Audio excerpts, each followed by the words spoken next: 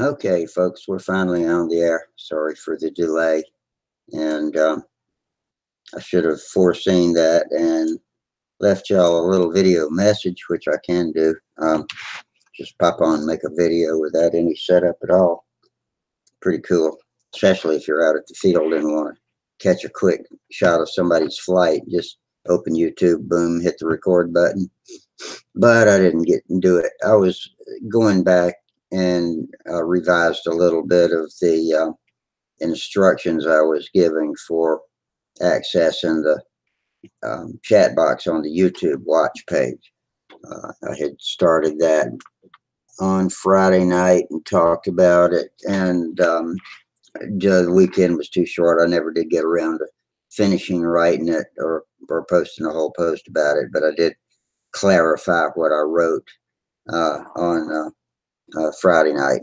So anyway, if you can get that far, you can get in here and ask questions, and we'll get you on to where you can watch the YouTube chatters and have them parked right next to your video chat for you guys that hang out in here with your cameras and microphones. And that's something that I hope will make the show more fun for both sides, and also bring more visitors too, because we're way outnumbered over there on the YouTube watch side than we are with our 6 or 8 people chatting here with the cameras. So they've got collectively way more to offer than us bunch of goofballs do. And speaking of which, here comes Jamie Holford. Good evening, Jamie. Hey, Rusty. I better turn my troll controls on. How you doing tonight? I'm pretty good. I ran overtime again. I gotta try to stop doing that. Trying to update the. Oh, here comes Steve, and he just barely got in under the guard wire. Hey, Steve. Hey. So I see they found your truck. Was it in town or a different town or what, Jamie? It's about 1.5 miles, 2 miles away from my house. So that whole time they've been driving around where you live? Yep, pretty much. I don't remember that story. What's going on? Somebody stole my truck Saturday before last, right out my driveway. Wow. Your own personal, or was it a work truck? Oh, my own truck. What'd they do? Just pull out the key part of it or whatever to start it, or how'd they do it? Yeah. I normally leave a key in there because it's broke and I can't rig it on the keychain. And so I'd keep it in there so I wouldn't, misplace it or anything. But I don't leave it like in the ignition. I have a little spot I normally hide it in. And now as for how they got into the truck, ain't no telling. I got power lock, so they could have shimmed it open and, juke. Oh, okay. Yeah, there's just no telling. Well, I'm glad they found it. Did they trash it, or is it okay? No, they trashed it a good bit. I mean, I'm sure it's probably still drivable, but my camper top's gone. They busted the back glass, which I don't see why they would do that to begin with. Maybe that's how they got in the first place. Yeah, I mean, well, that's how I was thinking, because the camper top has a little sliding part in the middle, kind of like, sometimes the back glass got it. But on my truck, though, the back glass is one solid piece. So I have a guess that, they went through the back of it, and because there was glass all over on the inside and all over the place. That, or when they threw that big fence back there, that could have busted it. I have no clue. Well, they'll probably be able to get DNA off the cans and stuff. Yeah. Well, the police already already released it, so they probably gave up on it. Because when they found the truck, it was hooked up to a trailer. It was the guy who owns the trailer in the next town over, which is only like not even 10 miles away. He went and picked up his trailer today. So I went and looked at the truck, got a few of my things. But you know, the stuff I was hoping to find in there was not in there, so that's long gone. I had a drill from work in there, all my tools, a box that I keep all my different screws, nuts, bolts for work in. That's gone. I had a sawzall, that's gone. But I did find a lot of my hand tools and a bag loaded full of hand tools, and then some other drills and another battery operated sawzall and some battery chargers, and you know, probably all stolen stuff. But please turn it over. I'm not just gonna go and dump it in the dumpster, you know. Well, I'd call the police and ask them if they tested any of the cans and stuff in there for DNA, because I had my house broke into when I was building it.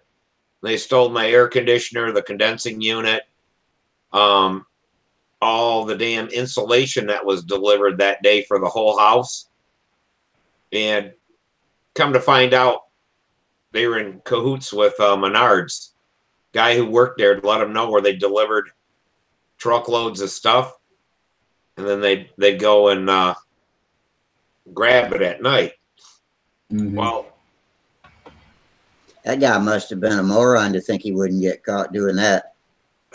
it went on. It took 7 years to catch this guy. And what it was is that my buddy was here, and he said that the police officers, the only thing they found was a dog biscuit. And I thought he said straw, but it was a straw out of like a McDonald's cup or whatever. Mm-hmm. They took that and got DNA and caught the guy 7 years later from the DNA in that straw. Holy shit. Yeah. Yeah, DNA's getting cheap and fast to run now, I guess. Yeah. Expensive They and said time. that, well, they got a huge data bank. And what happened is that he got it for, well, drunk driving, a drunk crash, and he crashed, and his nephew got killed. And they did, so here in Michigan, they do a DNA test if you're arrested. And that came right up on that. Well, somehow they traced it back to a friend's house, and he was storing all the stuff there. But my stuff was gone, but there was stuff like it. Maybe my stuff wasn't gone. But I tried to get the police to give me the name of the people it was stored in their barn, because I was going to sue them. But the police wouldn't give me their name. They couldn't prove that they knew it was stolen. And I'm like, did this guy have a job? Well, no. If he's bringing insulation, tools, you can't believe the stuff that was in that barn. How they think he was getting it? He didn't work. People just gave him truckloads of things to put in their barn. They were in on it. But yeah, they wouldn't give me the name. So yeah, which I mean, I found my tool bag in the back of the truck. It was empty, go figure. But all my hand tools were spread out all over the truck, and then another bag that was loaded with different hand tools as well: screwdrivers, nut drivers, wrenches, channel locks, snips, stuff like that. So I'm like, well, you know what? I'm gonna ask the guy at the record service. I'm like, you know, what's the deal, you know, with all this? And said, please turn it over. He's like, technically it's yours now. You know, if you don't want it, it probably end up in the dumpster. Well, you know what? I'm not going dish $100, $200 in new tools. I'm going to take my tools that I've had before that was in there. And you know what? I got some other stuff I could use. yeah. And I hate to sound like, you know, like a shitty person, you know, like that. But no, it isn't. It's your stuff.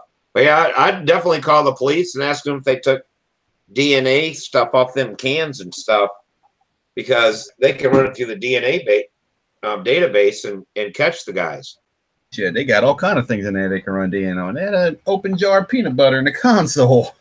Yeah, that's what I mean.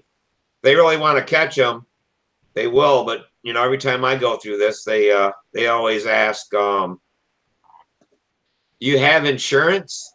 Yep, full coverage. I was paying no. That's the first thing the police ask. You got insurance? Yep. Yeah, I got insurance, but that ain't the point.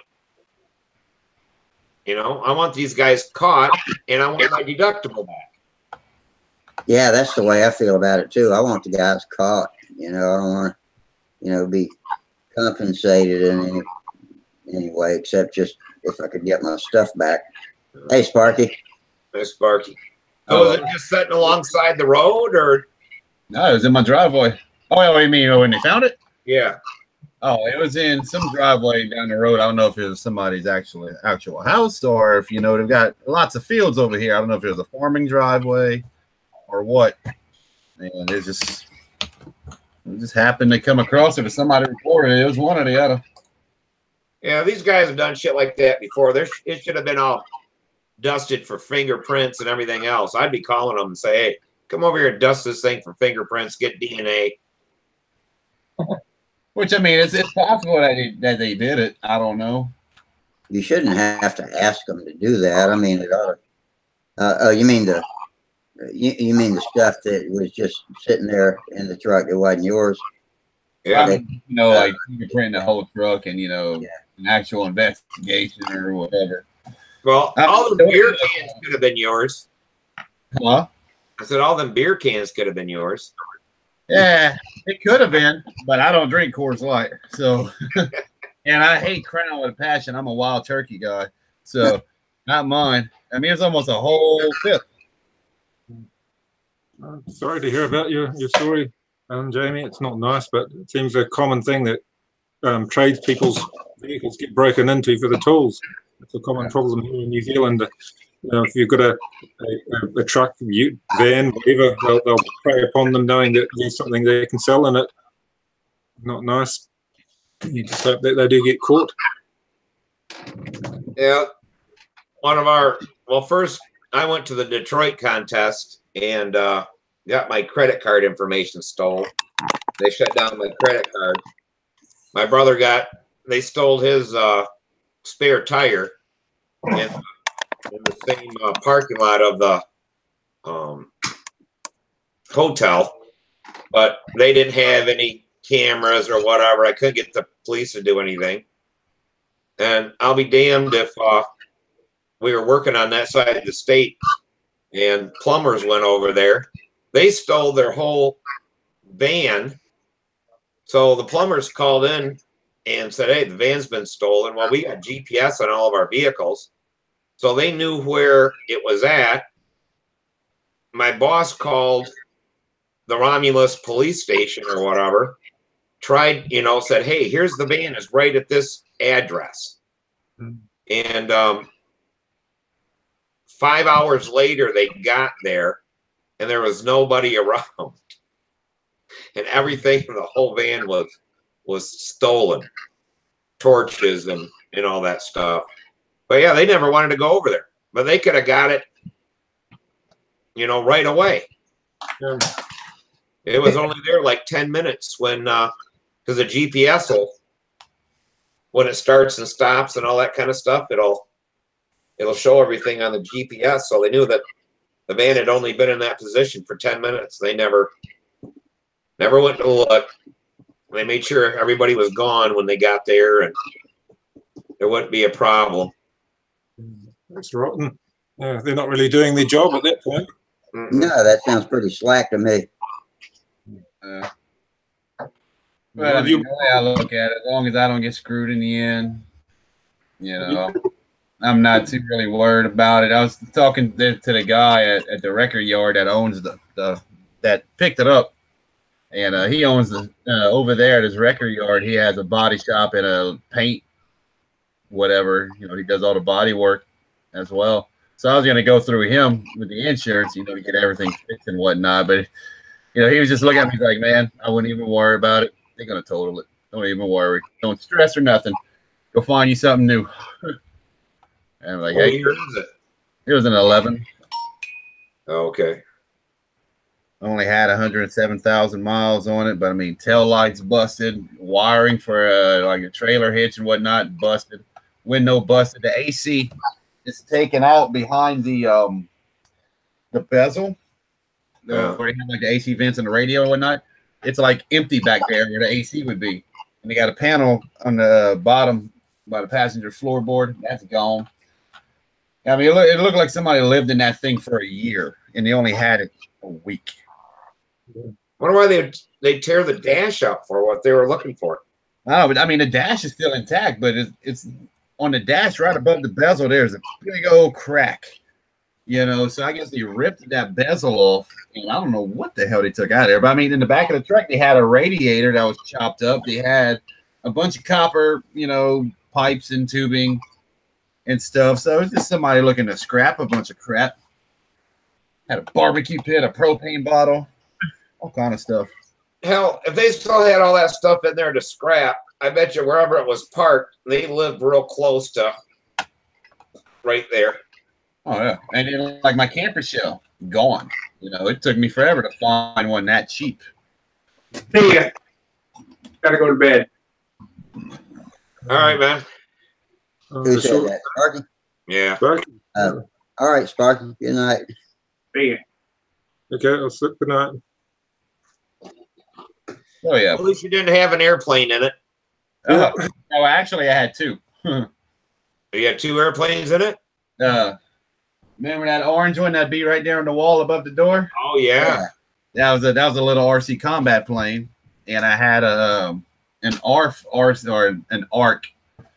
RC kit I got in Tulsa in the raffle, and they have a guy that comes to our field that flies RC, and you know he watches, you know, fly control line and whatnot.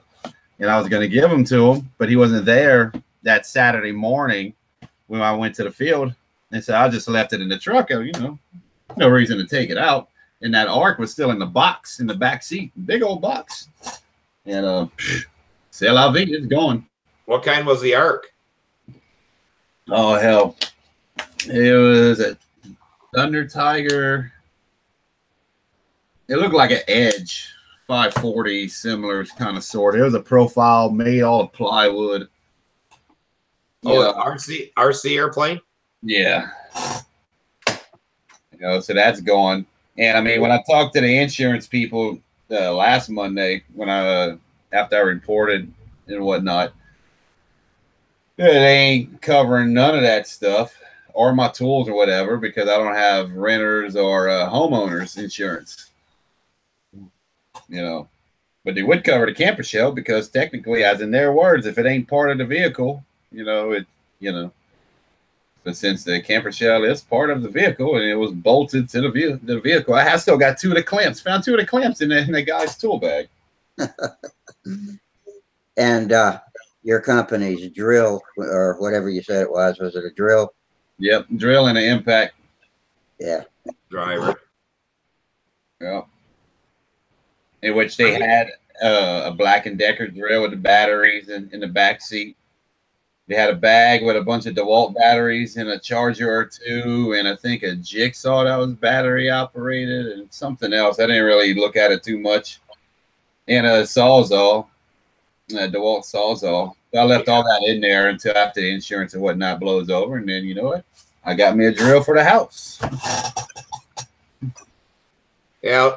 Well, that's like I said, wherever it was parked, they lived close because they didn't want to give up all that stuff. That's what they were going around cutting out copper and stealing stuff with was that Sawzall, battery Sawzall. Mm-hmm. Yeah. So, I mean, it is what it is. I'm going to let the insurance handle their thing.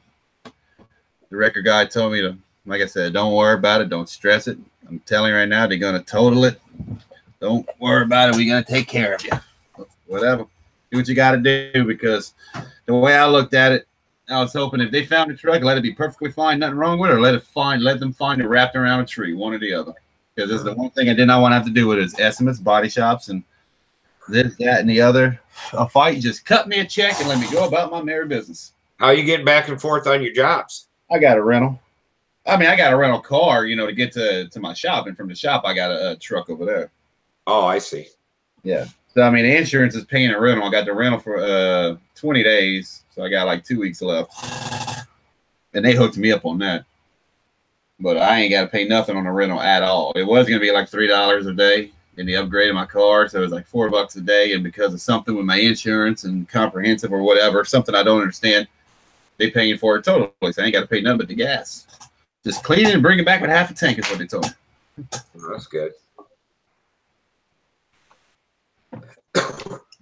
Yeah, that's, now I'm on my next little plane hauler. I'm looking at an SUV. That's what I want to get. Something. Well, I'll put in my 2 cents for the Santa Fe. It's been a really good aircraft carrier. I like it. I'm glad about it. It's a 2011 with a V6 and almost 300 horsepower too.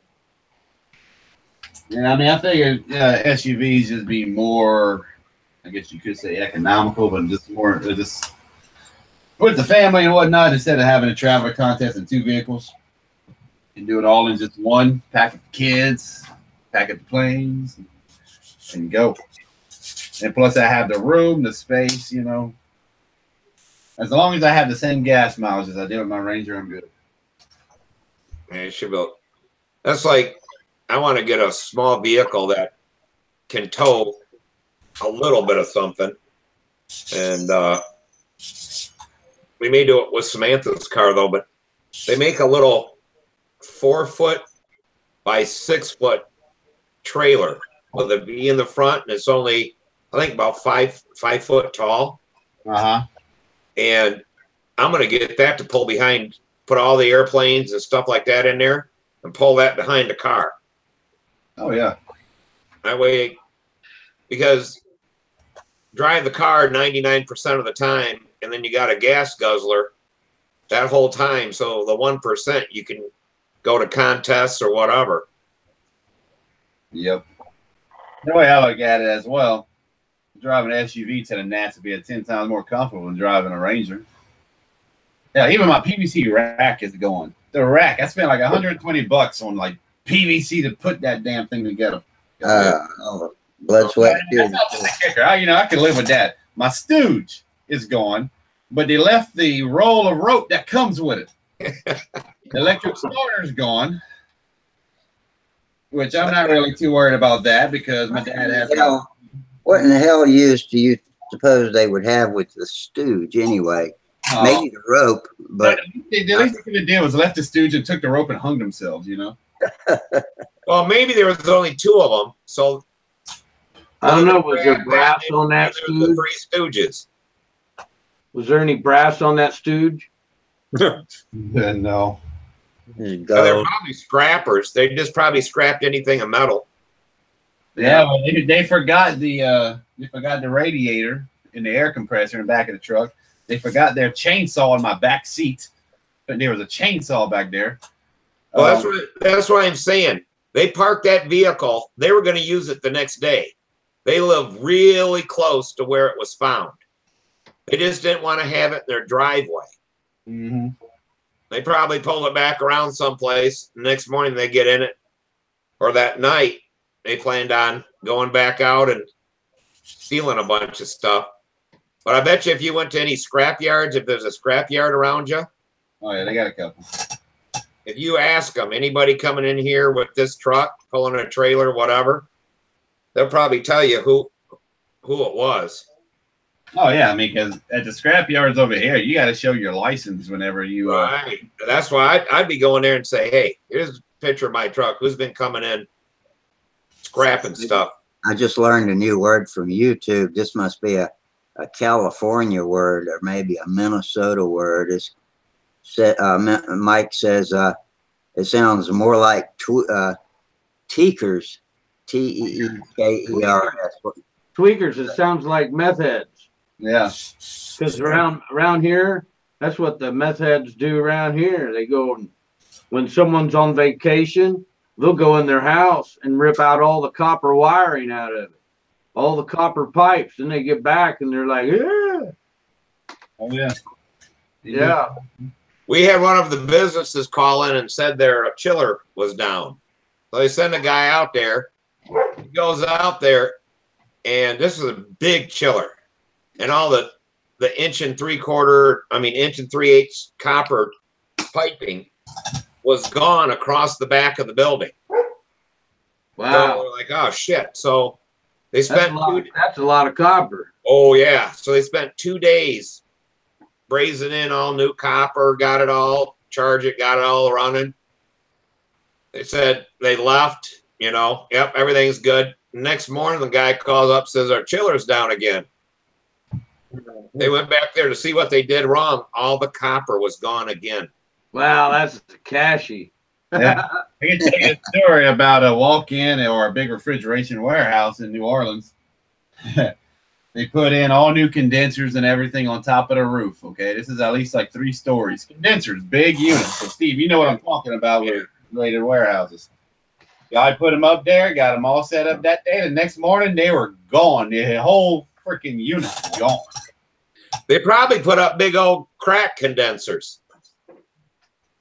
I was teasing the guys at the supply house. I'm like, why would you sell anything that says crack on it? I said, that's the first thing they're going to steal. Yeah. But is that your vector wing there, Jamie? Yeah. It was looking pretty good there on the pictures you sent. Yeah, it's getting there. It's getting They there. got it all figured out how to set it all up. It isn't hard once you get it all. Oh, no, it wasn't hard. The fact of the matter is that I overlooked it. That's what screwed me on it, is that I somehow just overlooked it in the instruction book, you know. But I mean, I came back and got it, and it was nice, perfectly straight. And then when I put the sheeting on, I got a little warp on the inboard wing on the trailing edge a little bit. But I'm doing shear webs on all the way across right now, and that fixed it a good bit. To where when I put that cap on the backside, it should knock it out. If it doesn't, set it back the way you have it. Everything straight. Weight it. Squirt it with ammonia and water. Yeah. And That's they'll lock that in. I heard the ammonia damages the fiber cells in the balsa, and it's not a good thing to do. Yeah, they say that, but it's not good to fly your airplane with a warp in the wing either. Yeah. No, that's not. I mean, the way I look at it, if it gets to where, you know, it's bad and I can't figure it, because the warp is not that bad to where it's like so critical that I have to trash the wing or anything. I've heard the same thing, that it does, and just as many people say that it doesn't hurt the lignin once it evaporates. Well, if it does or doesn't, Samantha's Tempest, everything was straight, and I still think it's the building in the basement. It's cooler and really dry down there in the winter, and the wing warped, and it's like, well, crap, it was straight. You know, we come back 3 days later, and this thing's twisted, and it's like, well, shit. So we jigged it back out, weighted it down, and I sprayed the whole damn thing, both sides, with ammonia and water, all the ribs, everything, weighted it. We left it there for 2 days. We pulled it out, and all the warps are gone. The wing is stiffer and crap, and we've flown the hell out of the airplane, and the wing never folded or anything. Cool. So I don't know if it may have weakened it. I can't say it didn't, but it didn't weaken it enough for the wings to fold or anything on it. I mean, I could always have the option, you know, like, you know, weighing it down, just doing hot water on it. But I mean, if I'm really go through the trouble to try to fix a warp, I just assume, you know, send Bob Hunt a bunch of money, just get his lost foam and just throw another one up together by the time I get that thing fixed. But that's even, you know, with all these wings, I don't know what it is, but they'll be built straight, and as they set, they twist and whatever on me. Yeah, as the moisture level changes. Yeah, something changes, and you know, and I'll have a warp in the wing, and it's like that thing was perfectly straight. Well, I'm kind of to the thing now is just to squirt them with ammonia and water and lock that wood in so it can't warp with humidity. You know, that was going to be my next thing I was going to do, was just, you know, because once you hit it with ammonia and water, it don't move afterwards unless you hit it again.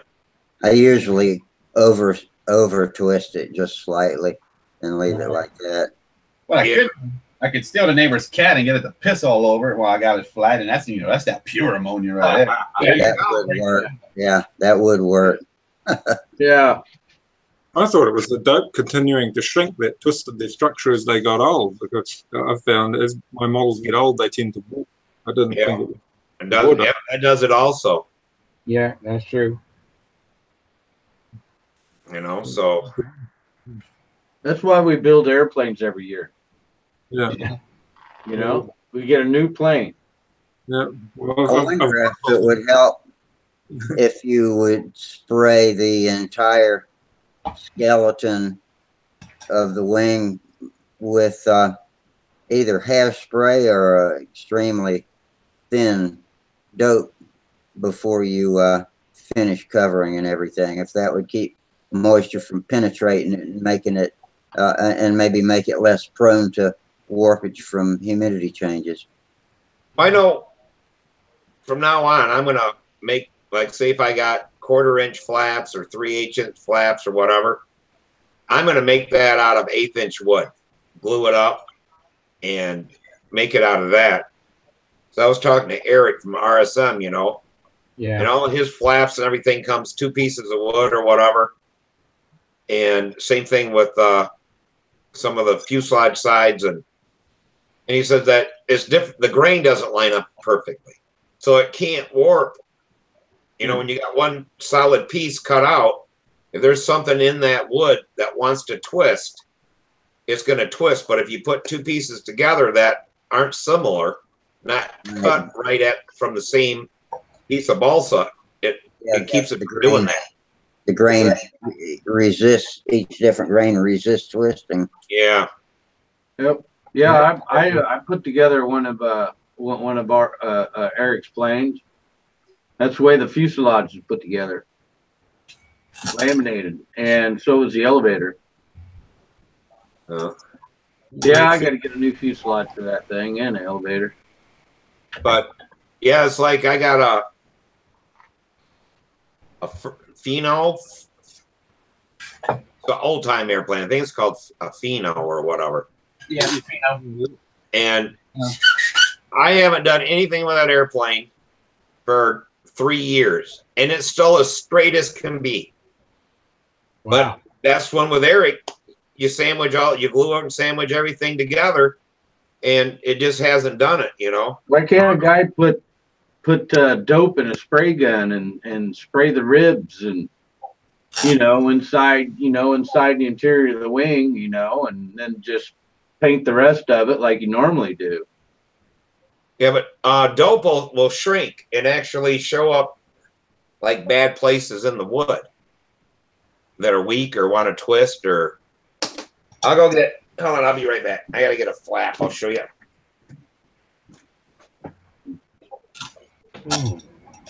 I posted pictures of how I check for warpage before I cover the wing when I'm building. I'll have to look those up, but I just use 2. The easiest thing is 2 long pieces of carbon fiber and lay it in the bay between the lead edge and the trail edge, and then near the tip, and then near the root I put another one, and just walk across the room and squat down and line them up by eyeball, and I can see if the incidence is any difference on the outer than the inner, and twist it accordingly. That makes sense? It makes sense. It makes it quite obvious. This is just trying to eye the trailing edge on its own. It makes sense. You're going to highlight any deficiency there.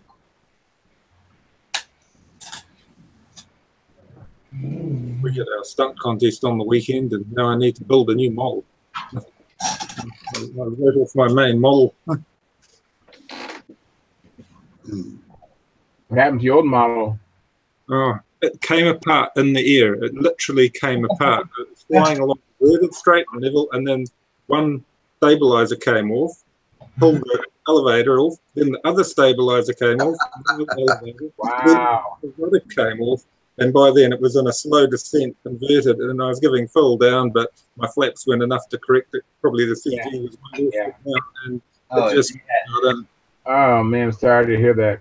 How Yeah, much difference did the flaps make? Did they make any difference at all when you operated them?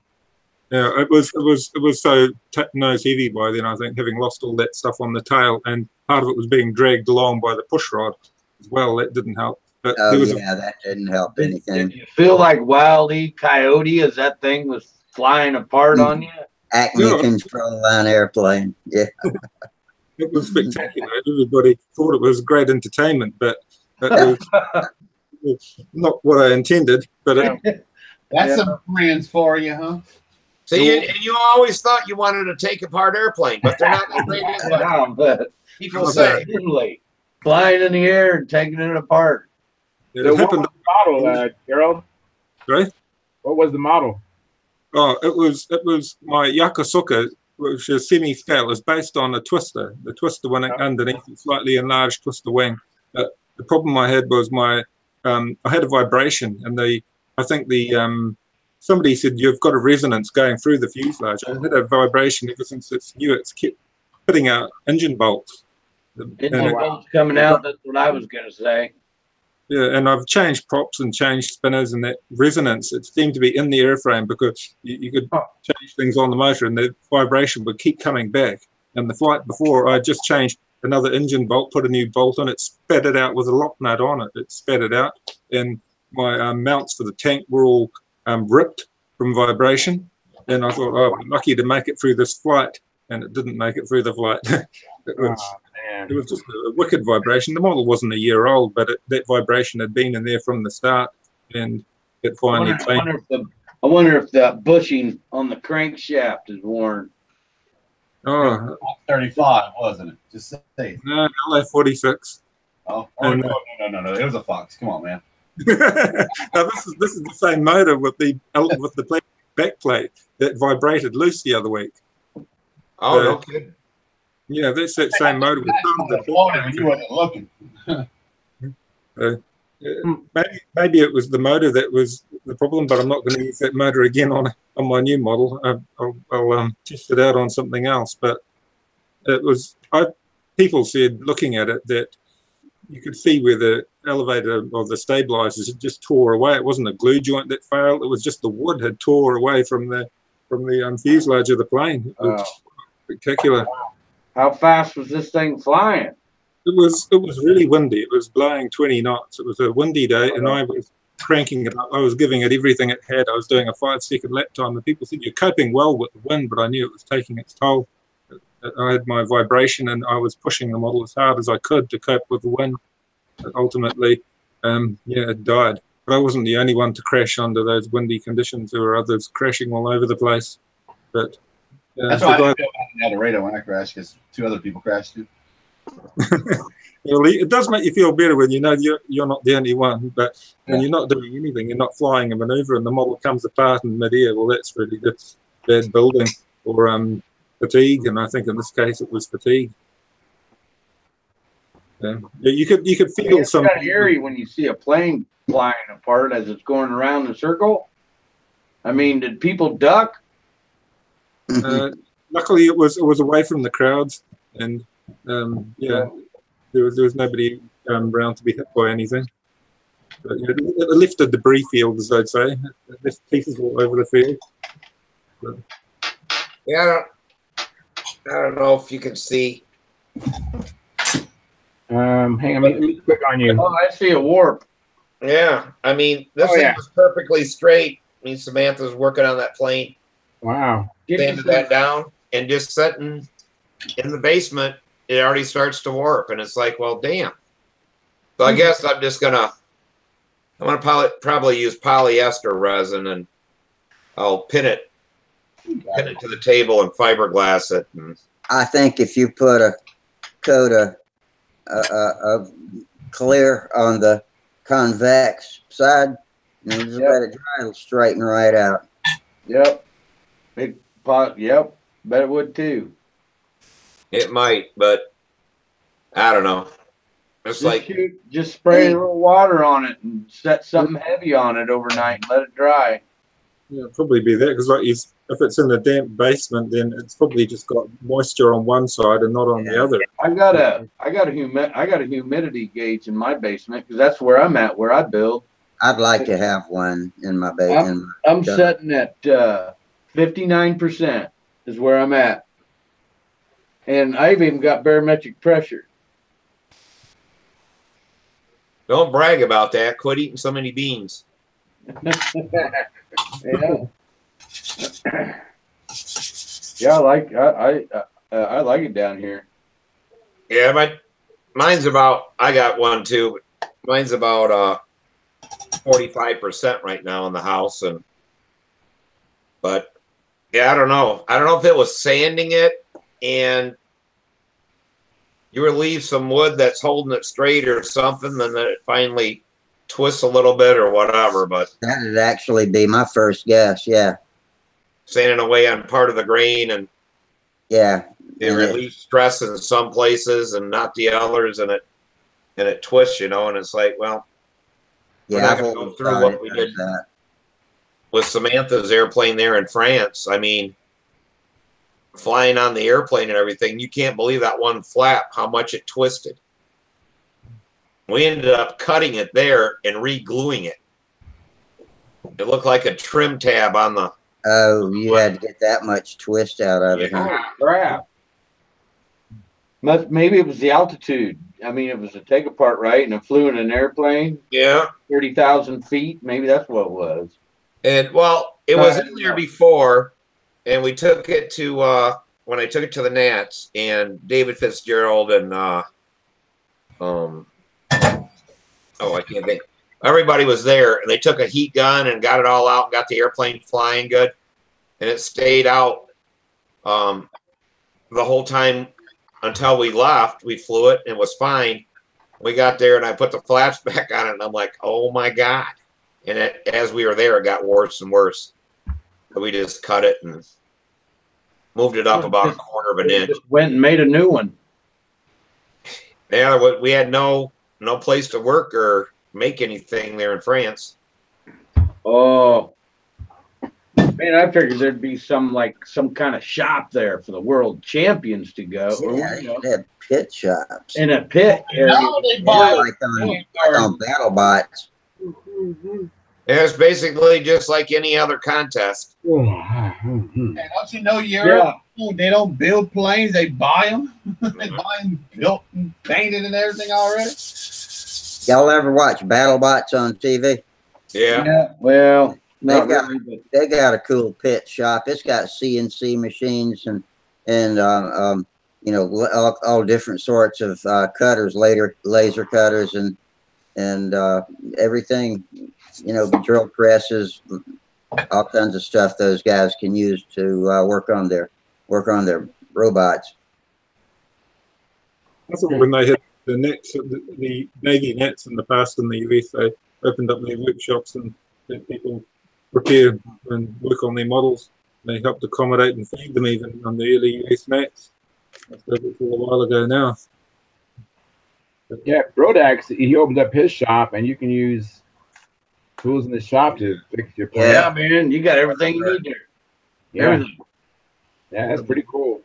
I saw Sparky working on his plane there when I was there, and other gentlemen working on their planes.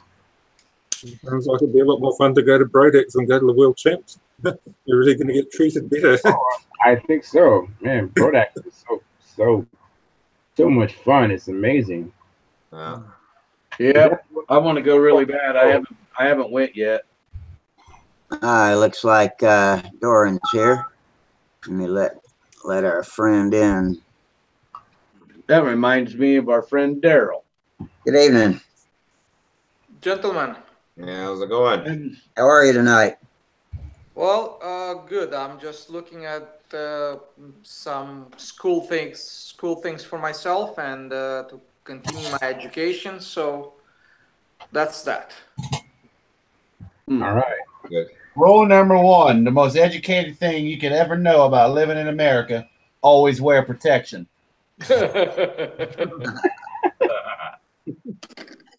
I'm playing with my son. We're building a battle bot. Oh, yeah, we were just talking about BattleBox. a noble pursuit. This is My son was in a actually number robotic. 2. This is actually number 2. I was just making like a paper doll kind of thing just to see how things fit, if I need to make it bigger or whatever. And this guy needs to get bigger so I can fit stuff inside. Oh, okay. It's gonna. How old is your son? He's 8. 8? Okay. Yep. So for school project? When my son was in his robotics club in high school, our friend died and left us a bunch of remote control car stuff, and it had an amazing amount of mechanical linkages and motors and everything. Yeah. And we donated that to the robotics club at the school, and I think they put it to pretty good use. Yeah. This is actually our first robot that we kind of work on it together.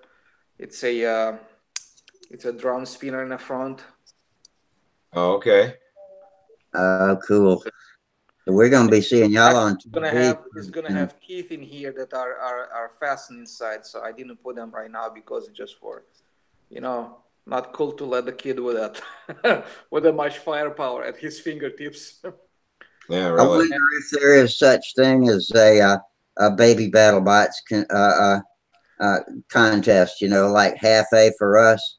Yeah. This is what's called ferry weights, which is 150 grams maximum.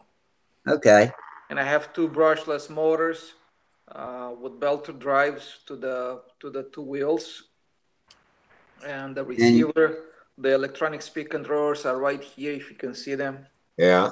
Fully protected wheels is the smartest thing that you did that everybody misses when they build their competition bots on TV. They leave their wheels exposed. And actually, when it's gonna be done, it's gonna have this. Oh, nice! Wow. Will the wheels go out through the top too? Yes, I have a top. Okay, so if it gets flipped over, you can still move it. Yes. Yeah. Wow. Now, how'd you make that plate? Looks like a water jet. How'd you make that plate? I cut it on a CNC machine. Oh, okay. Very nice. Titanium, no doubt. Everything is done in CAD and cut on a CNC machine. Wow, man. I made the chassis with a printed material, but the printed material just falls apart and breaks down. So I said, not good. Wow, that is very cool. And actually, the battery, it just slides in like this right here. Bam. Oh, okay, cool. So. Oh, I love it. So now, nice.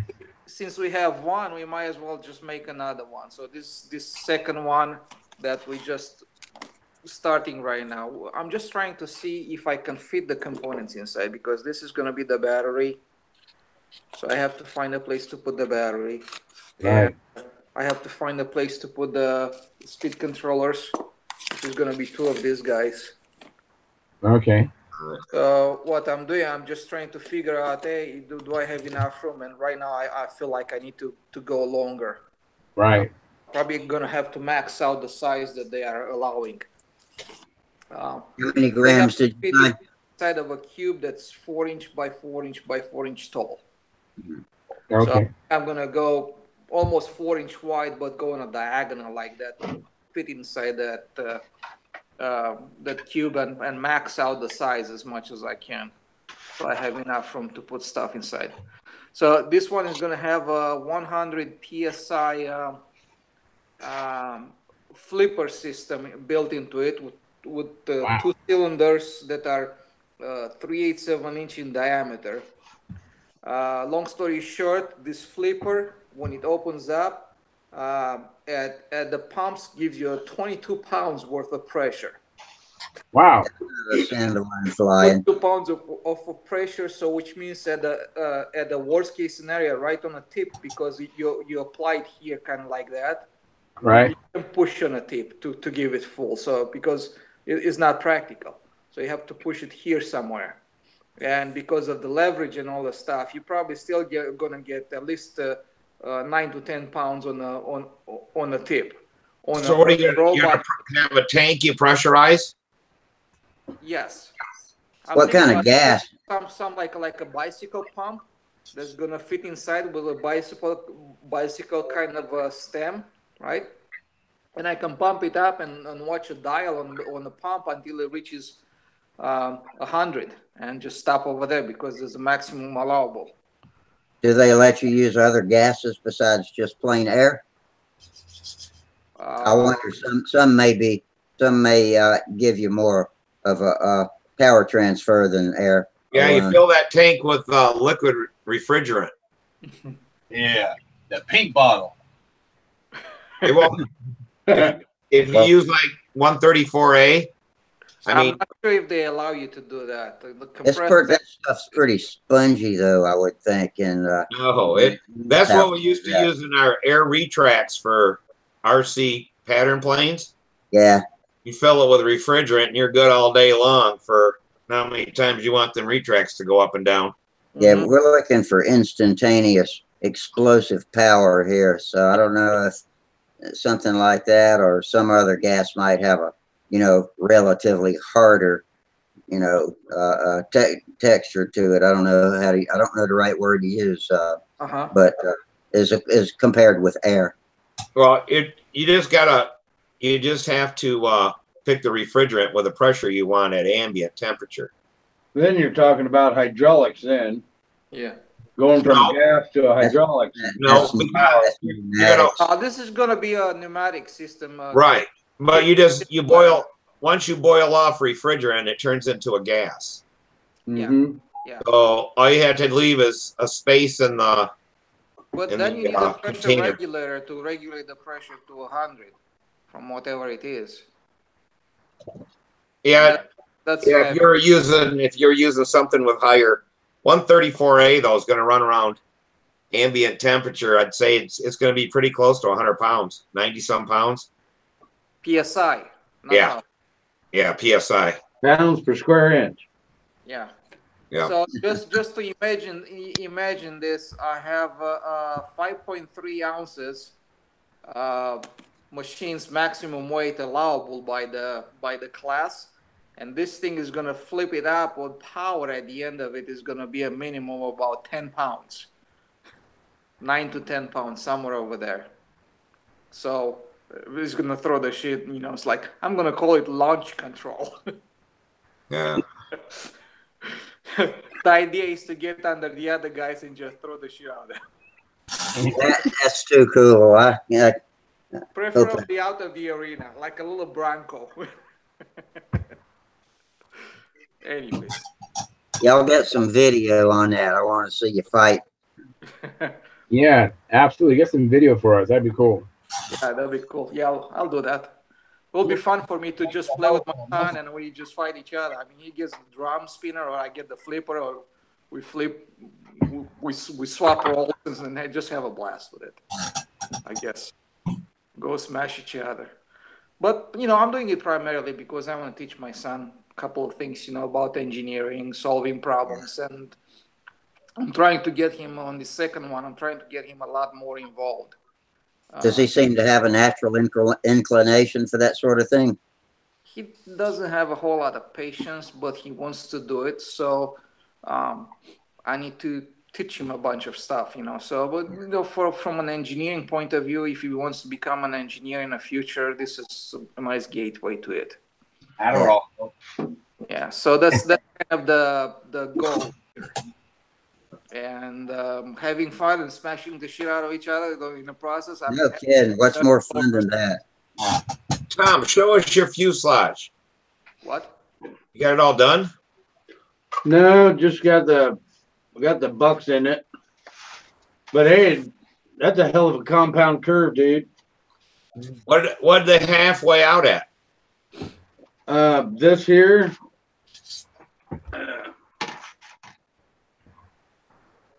Watch out, he's pulling out the scale. 0.8 of an ounce. Holy cow. $1.50 paint jobs, 1/18 of an ounce fuselage. That's right, man. Freaking Nazi scientist right there in that basement. So now Might make Sparky jealous. 2.6 grams. Both the bottom block and the top block with the bulkheads in them weighs 1.1 ounce. Wow, it's really light. Yeah. I went to go make the sides. That's what I was going to do tonight. And guess what? I don't have any 332. Ah, How much is Just the glue main that body? together like that. Huh? Oh, no, man. I want a fat one. There's a fat one because he got the small one. Oops. I want a fat one. I was gonna say, put it together just like that, man. That thing would be lighter than crap. yeah. Well, we'd have to put in some structural strength, you know, a little bit more than what we got right here. But yeah, So what's the other fuselage? Or is that your mold? yeah, that's my mold. Oh, okay. Hey, this come out really good, dude. This crutch. That looks Oh, good. This crutch here weighs 1.1. 1.4. Wow. What more are you putting on it? A Thunder Tiger. Smith Magnum 36. Okay. Oh, 36. Yep. What have you got? Maple? What have you got? Maple in there too in the nose? Yeah. Well, you want to see how I made it? Sure. Okay, I'll show you.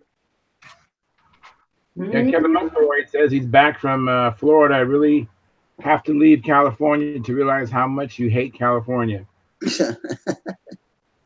Okay. Who was that? Kevin McElroy. Oh, okay. Pardon me if I mispronounce your name, Kevin. Thanks for picking up on the tubers, Charles. Yeah, I'm going to try to help you out. Yeah. You know what I do? If I was ever going It'll to come up. make another fuselage that was built up with wood, There you go. to the trouble. Wow. That's the inside of it.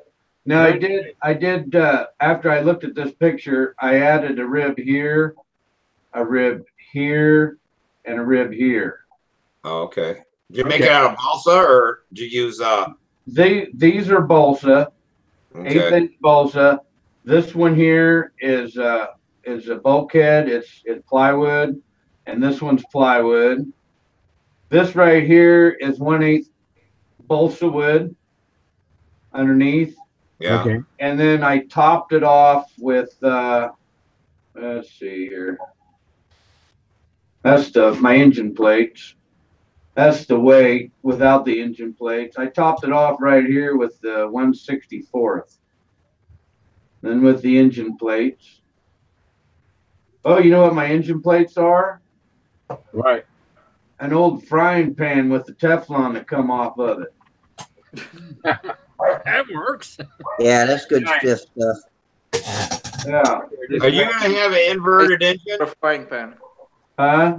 Nice use for a frying Is your pan. engine gonna be inverted? Yeah. You may have problems with your outsides because your tank's gonna be too low. Why is my tank going to be low? It best be level with your engine where it mounts. Yeah. Well, Even a little bit we're talking 1/64 of an inch. But if I have to go Or up, low. I see what you mean. High or Right. low. And most of the time you do. That's why if you looked at Wendy videos, he put his plates on there to actually make it in an 1/8 inch lower on his motor. And then he can put shims in his tank if he had to come back out with level. But if he had to go above level, he could pull the shims out. And So in I other had a words- special tank made for a that Oriental because we could never get the tank high enough. Yeah, that's one problem. So I you would had have with- to. All I'd have to do is put another plate on and lift the engine up an eighth. Right. That would be the way. No, I you think don't want to do that because once you set the engine and you set your spinner in position and Oh yeah, I know that. I mean, I'd Cannot have to do lower it. it I'd now. have to do it now. yes, Yeah. yeah. But anyways, you want your fuel tank to be about 1/16 to 1/8 inch higher than the center of the needle valve, just to make sure you have enough adjustability to, you know, get it right. That's the way I would, you know. Yeah, I'd add an 1/8 inch. Get out your frying pan. It's safe, Get you another piece and put fire. on there. I'm sorry. I was Then talking to raise it Tom. an eighth. Then raise it an eighth. Yep. Give yourself. You can always put a piece of balsa in there to lower that tank when it's, you know, invert or upside down when running normal. But you can't. If you got to go the other way, you're just screwed. Yep. Yep. From what I know, when I was watching Wendy Warnowski's tapes, he would recommend to go 100% cross grain balsa wood, solid balsa wood between the two crotches. And he said that's one thing you don't want to mess with. You want to have a super solid crotch. Well, I built it. I built this the way Sparky built his just last week. Okay. I mean, just yeah. I mean, I'm looking at it. it's super strong, man. I mean, you can't twist it. You can't. It's super strong. All right. I You got it. know. And what I like about it is it's light. I want it light. Okay. And it's put together. It's glued together with epoxy. Every bit of it. I think the 164 plywood that you laminated there on top and bottom, or I'm not sure if you just on top or just the bottom. I think that was a very good call. Yeah. Well, that's I don't know where Sparky got the idea from, but It just makes a box section, Yes. which Right. is the strongest way to build something. Yeah. right.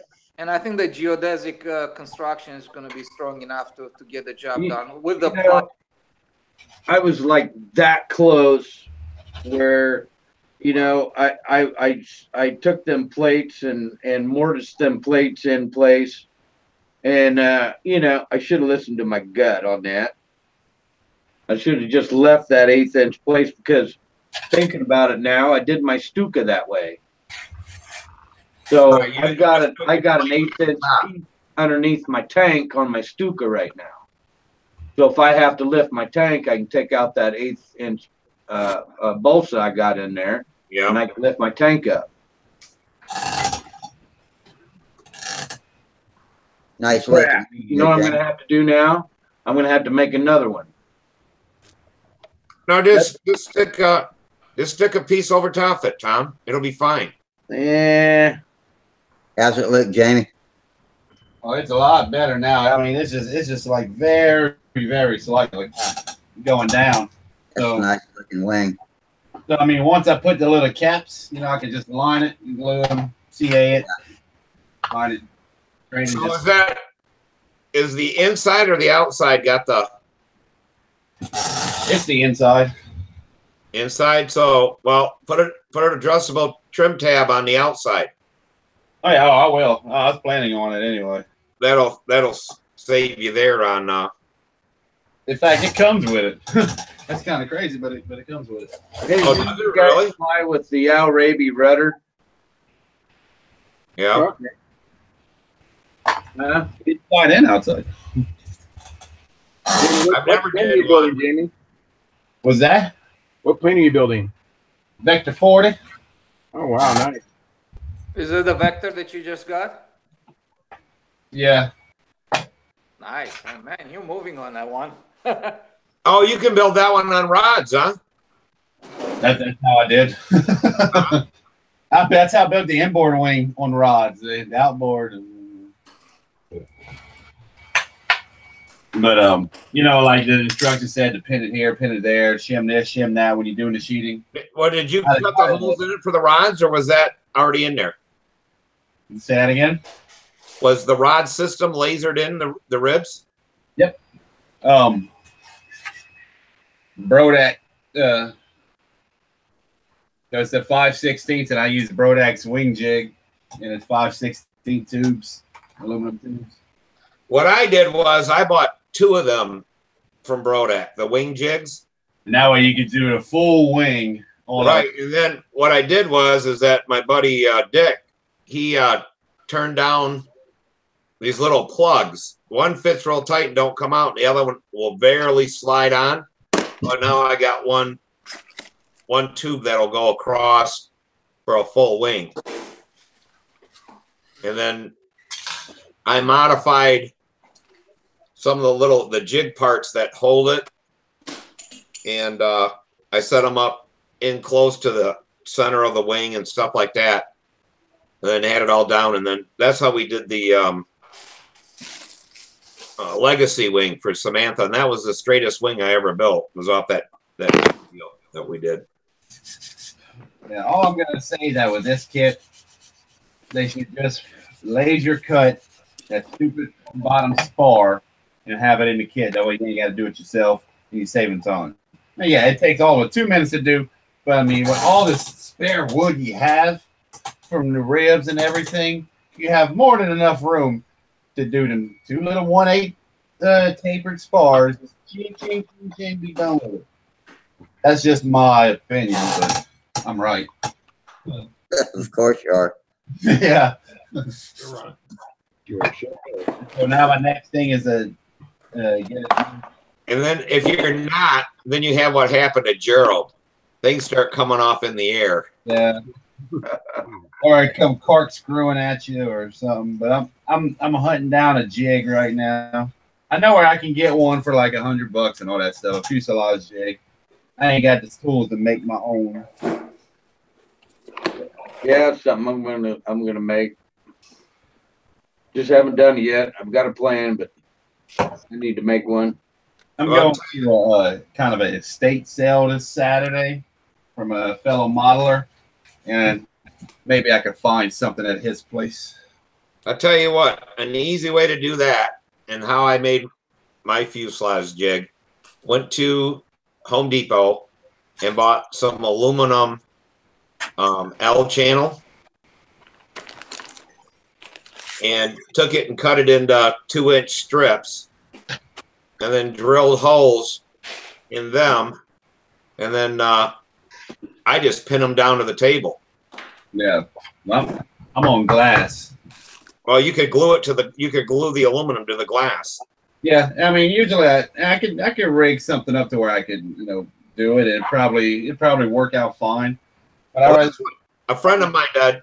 He puts his plan down, puts the glass over the plan, then he glues them down to the glass, sets everything up, and then when he's done, he just busts them off and then just cleans the CA up with acetone and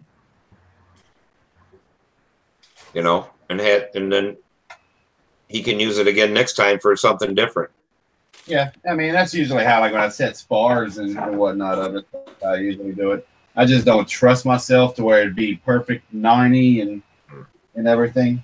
I'm sure I can do it, but I'd rather just get like Thomas Weedman makes a nice jig that's fully adjustable and whatnot. You could turn, it's fully adjustable. That's what I'm making. I'm making one of them where you can adjust it and turn them things wherever you want. Or you can mold them. Straight out mold. Yep. No jig. Yeah, but where's the fun in that? Oh, there's a lot of fun in that. Making the mold is a lot of fun. You're improving your skill set pretty good lately, Tom. Well, thank you, Rusty. Now, if I want to make a mold, I love challenges. if I want to make a mold right now, if I had a CAD file for a mold, I could probably in less than a week have it done. Wow. And ready to go. Basically, like for a wing, I would just have to machine the 2 sides if they're symmetric, right? So there's gonna be a day. I go in the morning, I set it up, let it run overnight, and I go next day in the morning, remove that, put the next part in, and run that one overnight, and take it out of the mold, and then it's just a matter of polishing them and finishing it, which takes you about maybe a day each. I just don't have $100,000 for that mill. Yeah, I know. To make it. There are a lot of them. There are a lot of mills out there that are relatively inexpensive. You can buy one for about $3,000 to $4,000 maximum. Yeah, well, the account shut down my account in the Cayman, so I can't use that. Hey, Frank Washburn's asking Jamie, what wing is that? Vector. Vector. Good evening, Frank. Victor, Vector. Surely you have to be kidding. Speaking of Frank's, opened my PMs in Stunthangar tonight. Didn't realize I had a new one from back, gosh, the 21st. Today I got my hip done, and it was from our Frank Donnelly, and he was wishing me well. So sorry, I'm sorry for the late reply, Frank, but I appreciate it. Your well wishes must have worked. Hey, Mike, quit talking so much. You okay? I'm being typical me. I'm not saying too much tonight. And Mike, Minnesota Mike says hi. Well, tell Minnesota Mike I said hi. Just did. Yeah. Tell him I still have that Hellraiser with the dueling 29. Yeah, he's listening on the chat, so he heard you. Dueling 29, is that a diesel? No. Ignition. Well, That's a good old American speed engine. From Was it an ignition back then, or was it glow? Glow. Oh, was it really? Oh, okay. Dueling 60 was the ignition one. I think the 29 came after. Well, I've got to go tonight. I've got to go and do dinner and get on with other things. So I'll bid you all a good night and get all you right. around. Hey, Gerald. Good seeing you, man. Thanks for joining us. Tell the boys we said hi.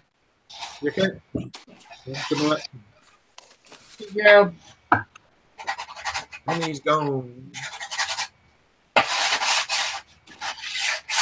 So when you going to be painting, Tom? Oh, it'll be a bit. Yeah, I'm moving real slow this year. Huh. Doesn't look like it. Taking, yeah, really. Built bucks and all that kind of stuff. That doesn't seem like too slow to me. Really? Yeah, I feel like I've been months at this little thing here. Huh. Yeah, I have a question for everybody. I have a LA 46 in my sector. So it's another LA 46. So, and it's running like a 4.2 brake. And then by the time I get to the, I think it's around the square 8s, then it goes into a 2-cycle for here on out. And I'm wondering what could be causing that. Now it's a Uniflow tank. I have muffler pressure. And I think that's Okay, then how much air is on top of the fuel in that tank after you put a pattern's worth of fuel in it? how much air is in Yeah, it? because with muffler pressure, you gotta have a head of air over it, or else it'll lean out when it gets far enough into the flight to where it starts compressing the air. Because the pressure won't compress the fuel when it's full, you'll have a good run. But then when you use some fuel up, if you didn't have a head of air above it, then it's too big of a change. It starts compressing the air and dropping your fuel flow to a leaner setting. Well, the reason why I asked this is because I actually had just put a different engine in. The original engine ran the same the whole time. So it's the second motor, second LA 46 that I put in that is doing that. And I'm wondering. Venturi? Say it again? Same Venturi? You know what? I'd have to measure it. I mean, it's a different Venturi, but it might be the same ID. I don't know. That would be my first thinking. What I do is throw some pantyhose over it. See if that solves it. Because He had that, you know, with that Brodak 40. I had to end up choking down. Let me get back to my question first. Is are you filling the tank lipping full, or are you filling? It's about a 5-ounce tank, and I'm putting in there about 4¼ ounces. Then that's probably plenty of air in it. Okay, so that shouldn't cause what I was talking about. Well, if it was caused what you was talking about, what's the remedy? Get a bigger tank. Yep, get you a 6-ounce flex tank for that. Get yourself like a 6-ounce. In other words, you'd have more air capacity. You'd have more air capacity. Or find some way to use less fuel. No. Yeah, but the first motor, the first LA46 didn't do it. That's why I'm wondering what's wrong with this motor. That's why I would check the Venturi. It's a liberal. Yeah. Actually, from what I had seen some stuff in the forum and so forth, you might almost go with a bigger Venturi enriching the fuel mixture. What kind of configuration is it, Charles? Is it a inverted mounted full fuse, or is it a profile, or what plane? It's a Vector 40. It's a built-up inverted engine. Well, why don't make sure you got enough air blowing over that bypass in there, because that's about when it'll get that hot. Okay. Well, the other motor is the same, identical motor, same installation, and it runs fine throughout the whole run. It runs the same. Yeah. This other motor ran different. Now, this other motor doesn't have an additional a head shim in it. Now, the first one, I actually have an extra head shim in it. That might help it from getting hot or whatever. But I'd either try that or the Venturi, especially you're running pressure. The one that doesn't have that problem is the one with the extra head shim. Yeah. Yeah. That sounds like the FP40s. They you could reduce compression on them and help solve that problem. Bob Zambelli has a shape he likes to put into the heads, but of course that's one of the things that Brett Buck and the engineers might poo-poo, is modifying an engine to run with less power, but it ultimately isn't that much power we're talking about, but it does help relieve the problem in some of the engines.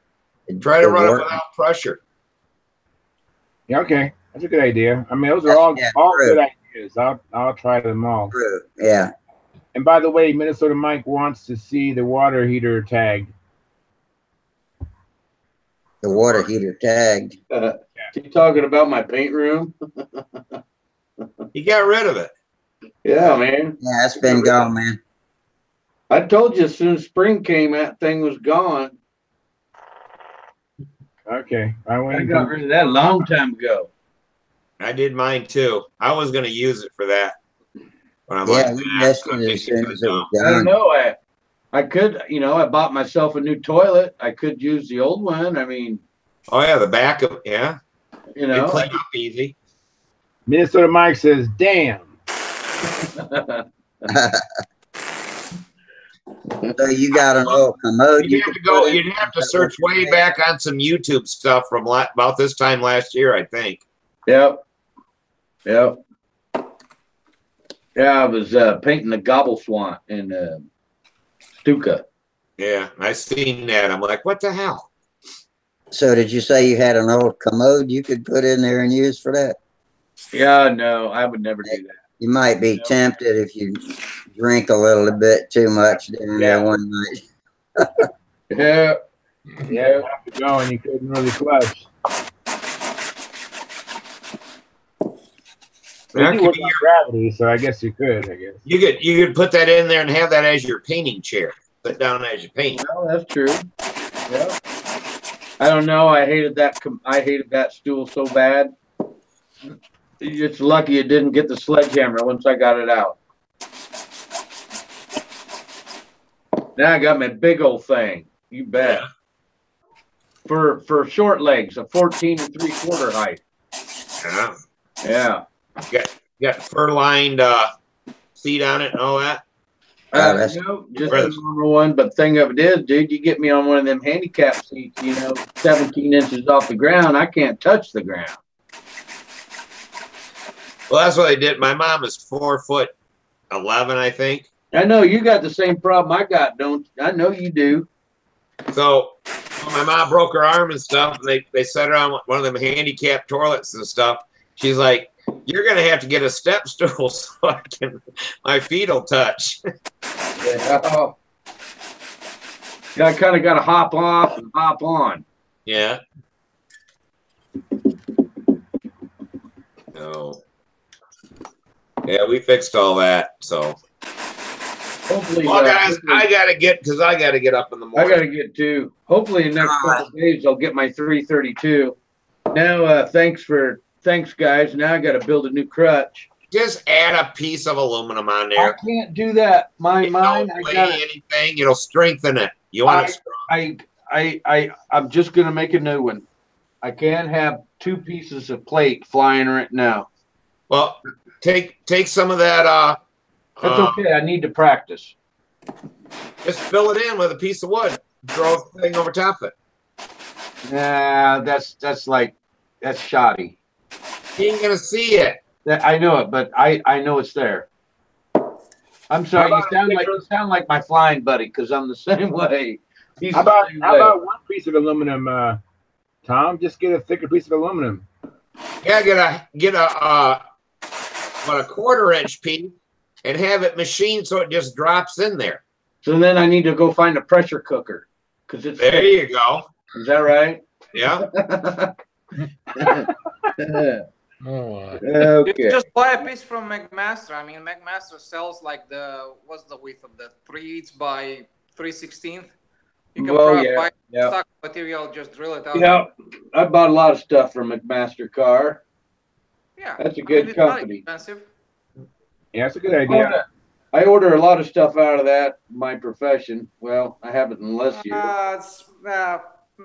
Yeah, micro fasteners is good for screws and stuff like that. But McMaster is perhaps maybe the best source to go and buy any kind of hardware. Oh man, I tell you what, I got sources in my area.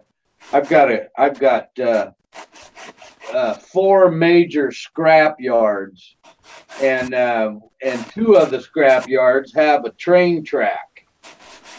So they have piles. Anytime I want to get a piece of aluminum or stainless steel or whatever. Yeah, I was going to make my header pipe for my engine. I wanted a tuned pipe, and they got all kinds of aluminum tubing and everything. That's what I'll have to do. This springtime, all next spring, I'll stock up on stuff like that. Well, that's a good thing to have nearby. It's kind of a rarity. All right, guys. See you Friday, I hope. Yep. Yeah, man. Take it easy. All right. Bye. All right, you guys. Take it easy. Take it easy. See you guys. Take it easy, Steve. Good night. Looks like everybody's leaving. That crowd's dwindling. Well, we completely changed crowds on Friday night, and it was like having 2 different shows. Yeah. Yeah, I left pretty early Friday. We had some good laughs about that muffler bearing and various things.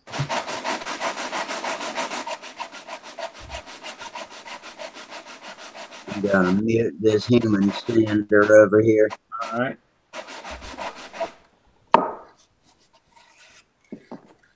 I'm muting your mic. Man, this the balsa in this kit is just hard as just pain in the ass to sand. What kind of kit is that? This is a twister kit. Is it made by SIG? Yeah. Yeah. It's probably the hardest balsa you will ever get. Maybe Sterling might be harder sometimes, but yeah. I think the Android was pretty bad 2 years ago. Not any SIG kits. it's you have to sand a lot of it, and this trailing edge is not even. I mean, it's just like the ribs are small and big and just all over the place. I mean, just crazy. Well, you know, good enough for a trainer. Yeah. Just a bit of pain in the ass to work with it. So that's all. Speaking of which, I need to go to work tomorrow. I don't get to sleep like you guys. Well, does that mean you're leaving it? Yeah, I'm thinking I'm just gonna call it a day. And yeah, I'm just glad to be here once in a while and say hi and see how you guys doing. Yeah, we enjoyed it. I'm glad you can come in as much as you do. Yeah. Yep. You see it. Once in a With while. different stuff. You always surprise me with something new that I had no idea you you know, had on your shelf, or like your robot tonight. Doing that. Look forward to seeing more of that. Oh, I see. Cool. Thanks. Appreciate it. What's that plane behind you, up above you? What's that? What? There's a plane up above you. What's that? I see the wing. I mean, I see the stab. Oh, that's interesting. Mike Leinke asked him about that the other night, and it's not what. That's a little DLG. Yeah, it's one of those shoulder rippers. It's a discus launch glider. DLG means discus launched glider, right? Oh, thank you. I didn't know what that meant. Okay. Oof. Is that right, Doran? Is that what DLG stands for? Yeah, discus launch glider. Oh, very cool. Pretty cool. That's not at all what I expected him to pull off the shelf when Mike asked him about it. Very nice. The finger hooks. You grab it from here and you spin with it like a discus launcher. No way. Throw the shit out of it. Really? Wow. As long as your rotator cuff lasts. I'm going to check out YouTube. As long as you don't get dizzy and fall. YouTube. Oh. Hey. You know, this is a little 1 meter glider, right? But the people that launch the 1.5 meters and those gliders weigh about 220 grams, ready to fly. That's with the radio installed inside of it. 1.5 meter, and they launch them at least. In the speed at which it leaves their hands, that's about 80 miles per hour. Wow. And they go straight up, and they go straight up and keep climbing to about over 200 feet. They launch 220, 230 feet up in the air. There's a guy that launches with 300. So you preset the control surfaces and then throw it, then take over with the radio, or is it free flight? Yeah,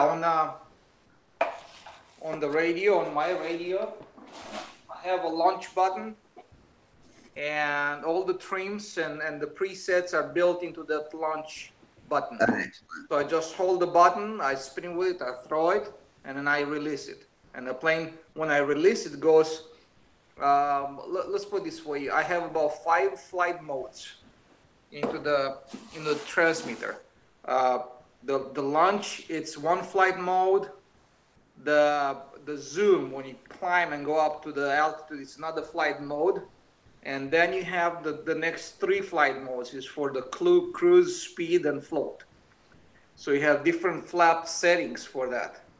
Oh, wow. In speed, you put flaps a little bit up, a couple of millimeters or so. So you clean up the airforce so you can punch and go fast.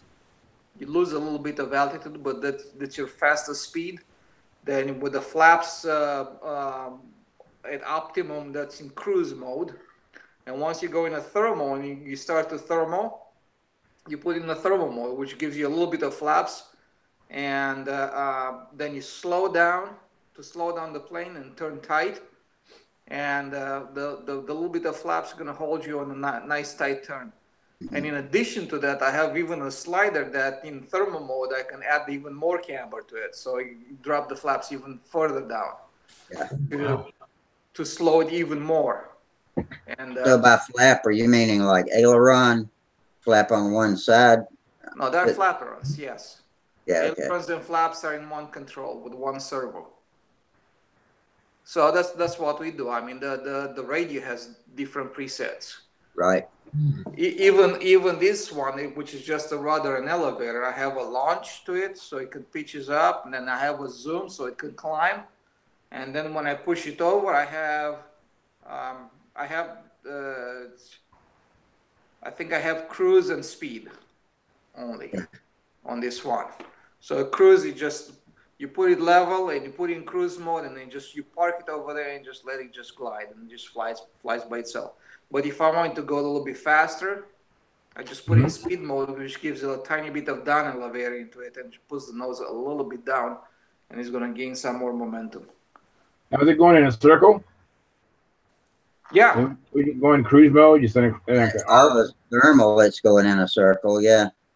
No, it's like usually you're in cruise, you go straight forward. You're searching for something. Once you find the thermal, you just start circling in it. And that's where you go with the, you might want to go to the thermal mode. Sometimes you don't want to, because if the thermal is big and wide, right, it's no sense to go in the thermal mode because it's more efficient and has, but if you have a strong thermal that's kind of narrow, you want to drop the flaps so you turn much tighter so you stay inside it. It can go up, so before it can go up. Who made those sleeves? Did you make those sleeves for the wing? Actually, I got them as a present from somebody at the contest. And this is the stuff you buy from Home Depot. You make a template and just with a hot iron, just go around and just seal it. That's very nice. Sorry? It's quite good. Very nice. Very nice. Yeah, cool. Thanks. You're welcome, man. Good one, Charles. If I was going to do IRC soaring glider, it'd be high start. I don't think I'd be trying to discus throw anything. I'd be hazardous to my own health with that thing. Yeah. I guess you could slope some different stages on our health and abilities, especially in this community. Yeah. You go in discus launch gliders. I mean, there are a bunch of youngsters over there. They love it. I bet. They don't have to build. That's perhaps one big reason. I bet you if you go and ask all of those youngsters to build their own planes, and actually in the whole community, if you think about the DLG community, if they would have to build their own planes, there would be only maybe 3 or 4 people in the world that would fly these kind of planes. Everybody else would probably build a balsa something like that. Right. And I'd be their ass. That's all there's to it. Yeah, yeah.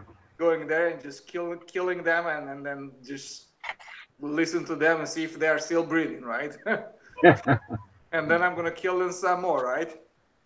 But if there was a builder of the model rule. But, it's like, I'm looking in general, any sport that's gaining popularity and moving up, there's no builder of the model. Yeah, yes, that could be a detriment to our hobby. Else. That could possibly be a detriment to our hobby, that BOM. I'm pretty sure it is. I mean, you have a hard time. You have a hard time getting kids to go out and fly. You tell them hey, you have to build your model so you can compete. They're gonna go like, you know what? I'm gonna go get me a girlfriend or something like that. Just forget you. Yeah. That's true. It's so true. Yeah. Well, I mean, that's just for competition. I mean, you can still go out there and buy an ARF and fly and have fun, but if you want to compete and have a competitive edge, you need to comply with the BOM. Yeah. Yeah. At least here. We don't do it so much on the East Coast. Yeah, I don't know what. I'm surprised to hear that, Rusty. I thought you would build more like Yes, someone said that I was against the BOM because I want to sell my planes or something like that. I don't have time to make them for someone else, and I don't want to make it for a business or something like that. If somebody wants it or something like that, nah, fine. Yeah, like Tom Morris, for instance. But He I don't plan to make a living off of it because I will never make a living off of it. So for somebody to say that that's my, I'm saying that because this is my goal and my, that's, it's complete BS. Well, that's not unusual. There's always somebody out there who's going to say something that's not true about you or about anybody else, Yeah. Absolutely. Pain in the ass, hardwood. Time you want to do something differently in a particular thing, you're going to have your detractors. It's just going to happen. Yeah. Oh yeah, absolutely. When I made the Evolution DLG plane, I said when I started from the get-go, I said I want to have a two-piece take-apart wing, and I said I want to have a removable rudder. And everybody were like, "Oh, everybody tried. It can't be done. Whatever, And guess what? I did it. They gave me even more of a incentive to go and prove them wrong. I really like that. When somebody tell me like something that can't be done, yeah, you can't motivate me any more than that. Yeah. So the Evolution Friendship has a rudder that comes off. That's cool. Like somebody said when I started the Revolutions thread, and I said I want to have it in this kind of a weight class, right? Right. Said, oh, everybody's tried it, it's done.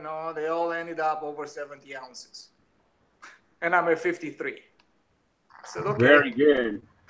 I'm saying, okay. Yeah, very good. Wow. 53 ready to fly. Wow, that's really impressive. And that's on top of that. That's with 710 square inches wing area. That's super impressive. As big as a Strega, or probably bigger. I'm not sure. Yeah, Strega's about 730, I think. Which airplane is that? Revolutions. Huh. I don't know if I've ever seen one or heard of one. Yeah, it's because there's not any other ones except for the ones that the guy in front of you building. Oh, wow. Yeah, it was at the Nats, Mike. It's black with yellow and white trim. Oh, wow. It's a nice looking plane. He's never seen your Revolution. All composites. All composite. It's fantastic. Yeah. Wow. We spent 2 or 3 complete shows talking about them on here when Doran first joined us, and really interesting stuff. Sounds like that's a lot of work involved to set that up. Yeah, look back. Yeah, there's a lot of upfront work, but once we finish the first one, from that point on to make another one, it's just almost like you can finish a plane in a week if you want to and go fly. That's including painting. Oh, wow. Michael, look back through our probably October threads. It's about when you joined us, isn't it, Doran? Mm-hmm. I don't know when. Yeah. And his first couple, that's where he talks a lot about that plane and the building of it, the design of it, and it's fascinating. Sounds like I'm going to have to go look at those. Yeah, look them at check them out. I think you had the lightest plane there at the Nats last year, I think, right? Was the second lightest. Okay. There's one lighter plane than mine. I think it was a 40 size I-beam wing plane that was super light and with the clear coats and stuff like this. So it was not much weight on that one. Much smaller too, probably, right? Yeah, and that would, but in all fairness, I think that plane was an IC plane, and it didn't have fuel in it. While I had to wait with the battery on board. Yeah. So I could probably beat that one too. So, anyways, yeah. Wow. Yeah. I didn't know you could build composite that light. Of course. No, that's the advantage of composites. Composites have two huge advantages. Number one is light. Number 2 is Yeah. very stiff. Yeah, that day you called me on the phone right after you joined, and we talked about it. You shined the light on describing to me the difference between composites and balsa. You shined a big light on how much difference there is in the weight versus strength. Incredible. Yeah, I mean, And the third too. The third is the fuel proof if you have an IC motor. yeah. Balsa has a shear strength at about 1,300 pounds per square inch, roughly, right? Yeah. Composites, the working shear strength, it's about 550,000. But that's not the ultimate shear strength when it breaks, because the ultimate shear strength of the same composite is over 1 million. Wow. Wow. I mean, the difference is staggering. So if you think about, if you take a composite like this, about this thickness, Yeah. and this thickness, it's about, for kicks and giggles, let me measure it. Okay, here you go. And this tape is about 5/1000 of an inch. Okay.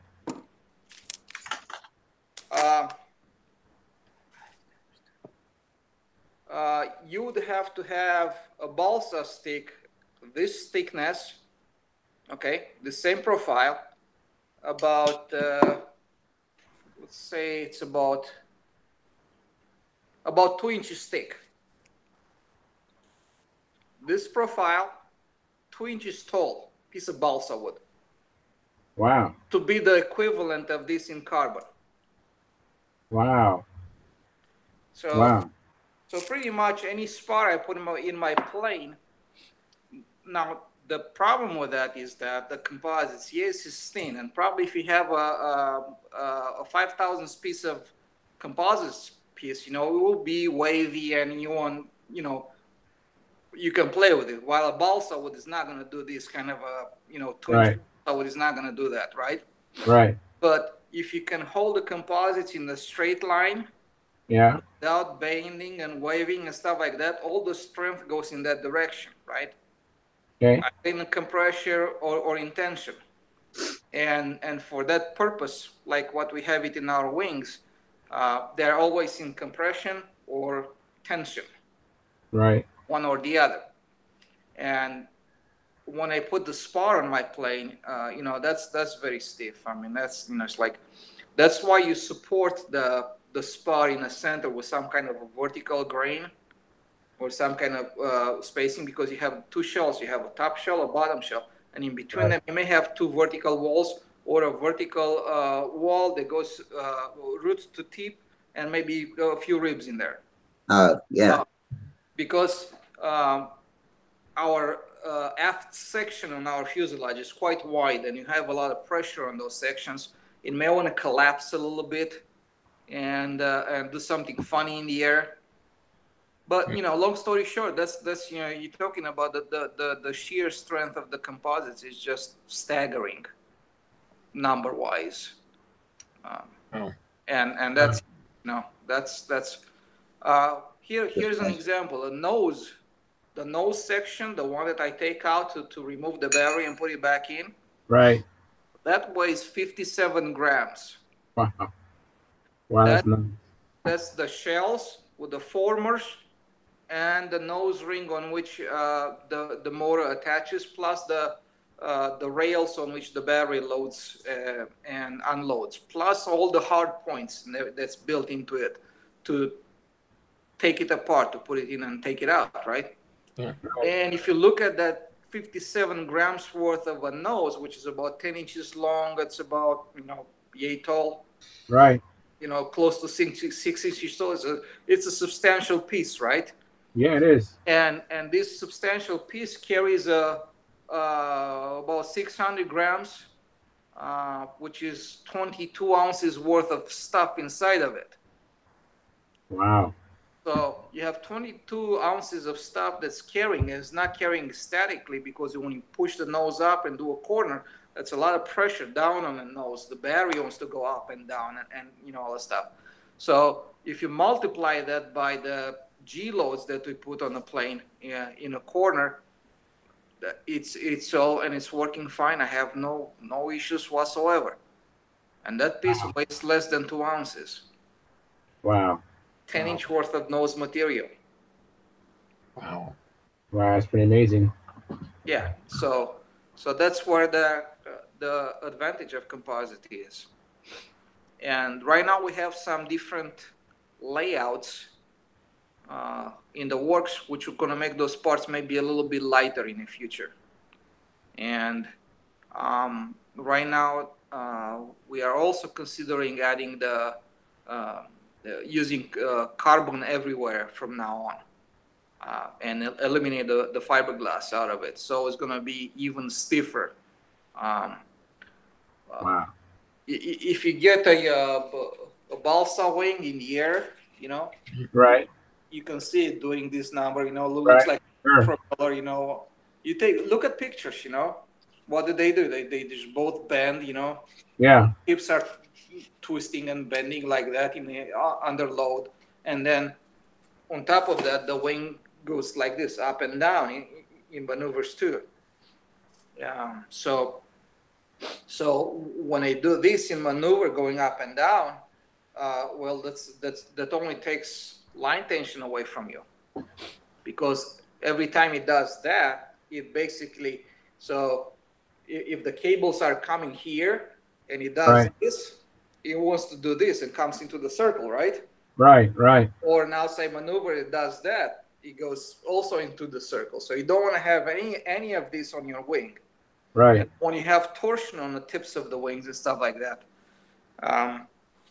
then you add to the variables. And wood is wood, right? You can never find two perfectly identical pieces of wood. So if a wing is going to flex more than the other one, then when you're up in the air, you're going to go like, you start throwing your hands up in the air and go like, what the heck is going on here? I have a trim issues and I can't put my finger on it, because it's Right.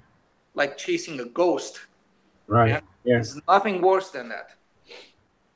So And when you build the fuselage, I've seen Winyanowski's Typhoon video where he laminated that up. But I was just curious, did you make your fuselage the same way or totally different? my fuselage on Revolutions is composite. Well, so is the Typhoon. When do you add I think the Typhoon is totally composite. I doubt it. Yeah. Check it out. I'm not sure. I don't know for sure. I Yeah, know check it out. Novanta had what he calls a composite wing, which is basically he molded two balsa shells and joined them together in a mold, which is basically a composite wing, if you think like that, with different core material. Well, I'm talking about carbon fiber. He actually made the I think the Typhoon is carbon fiber. I know Dave Majorly had a plane that was called Carnivore. Right. And that had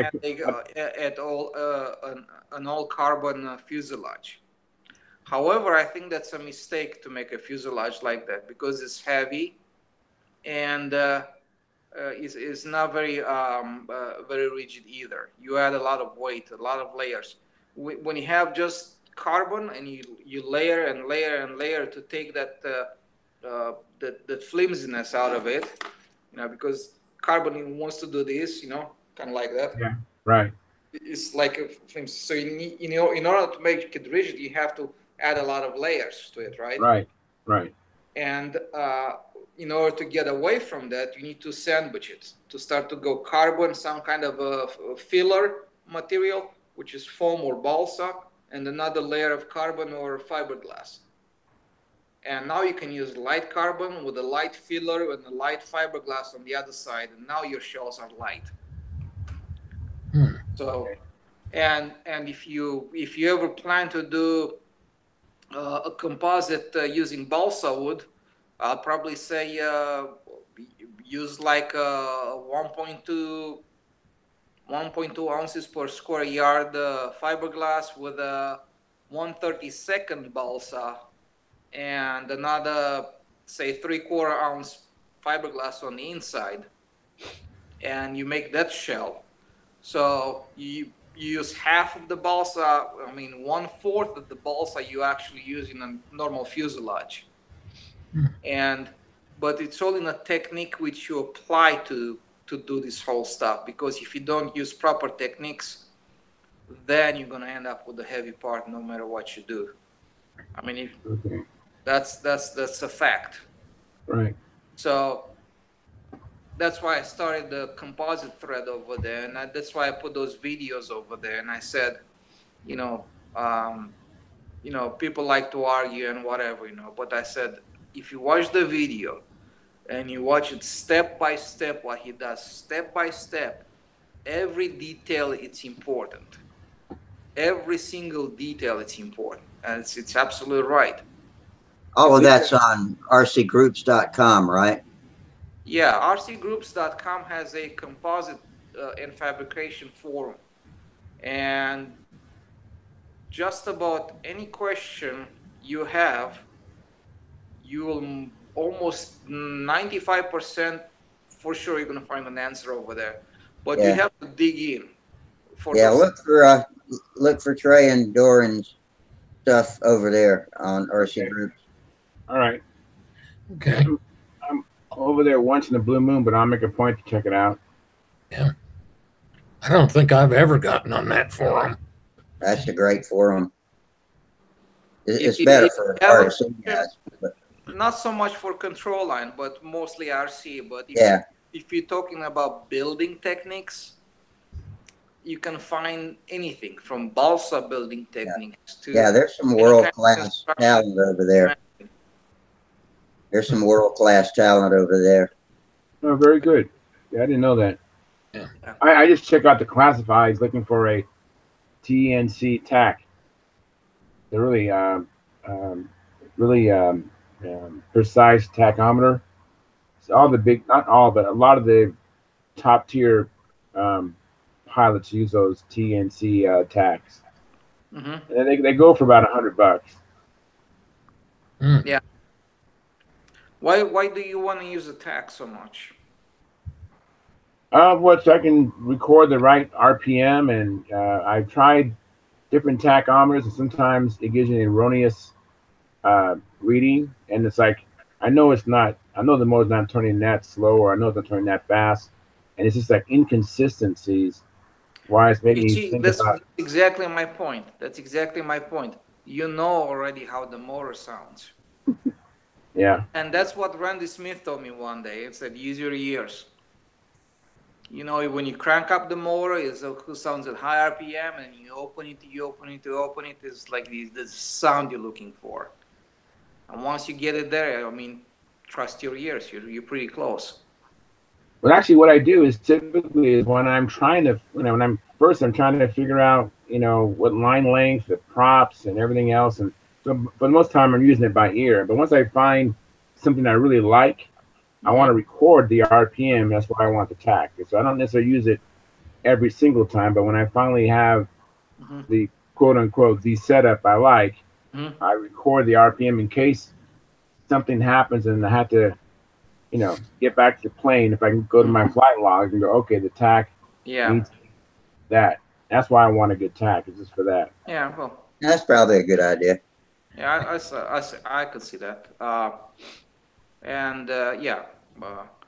In general, you will never achieve a good consistent motor run if your nose is weak, if you have flex in the fuselage nose, or is not rigid or anything like that. That's the first thing.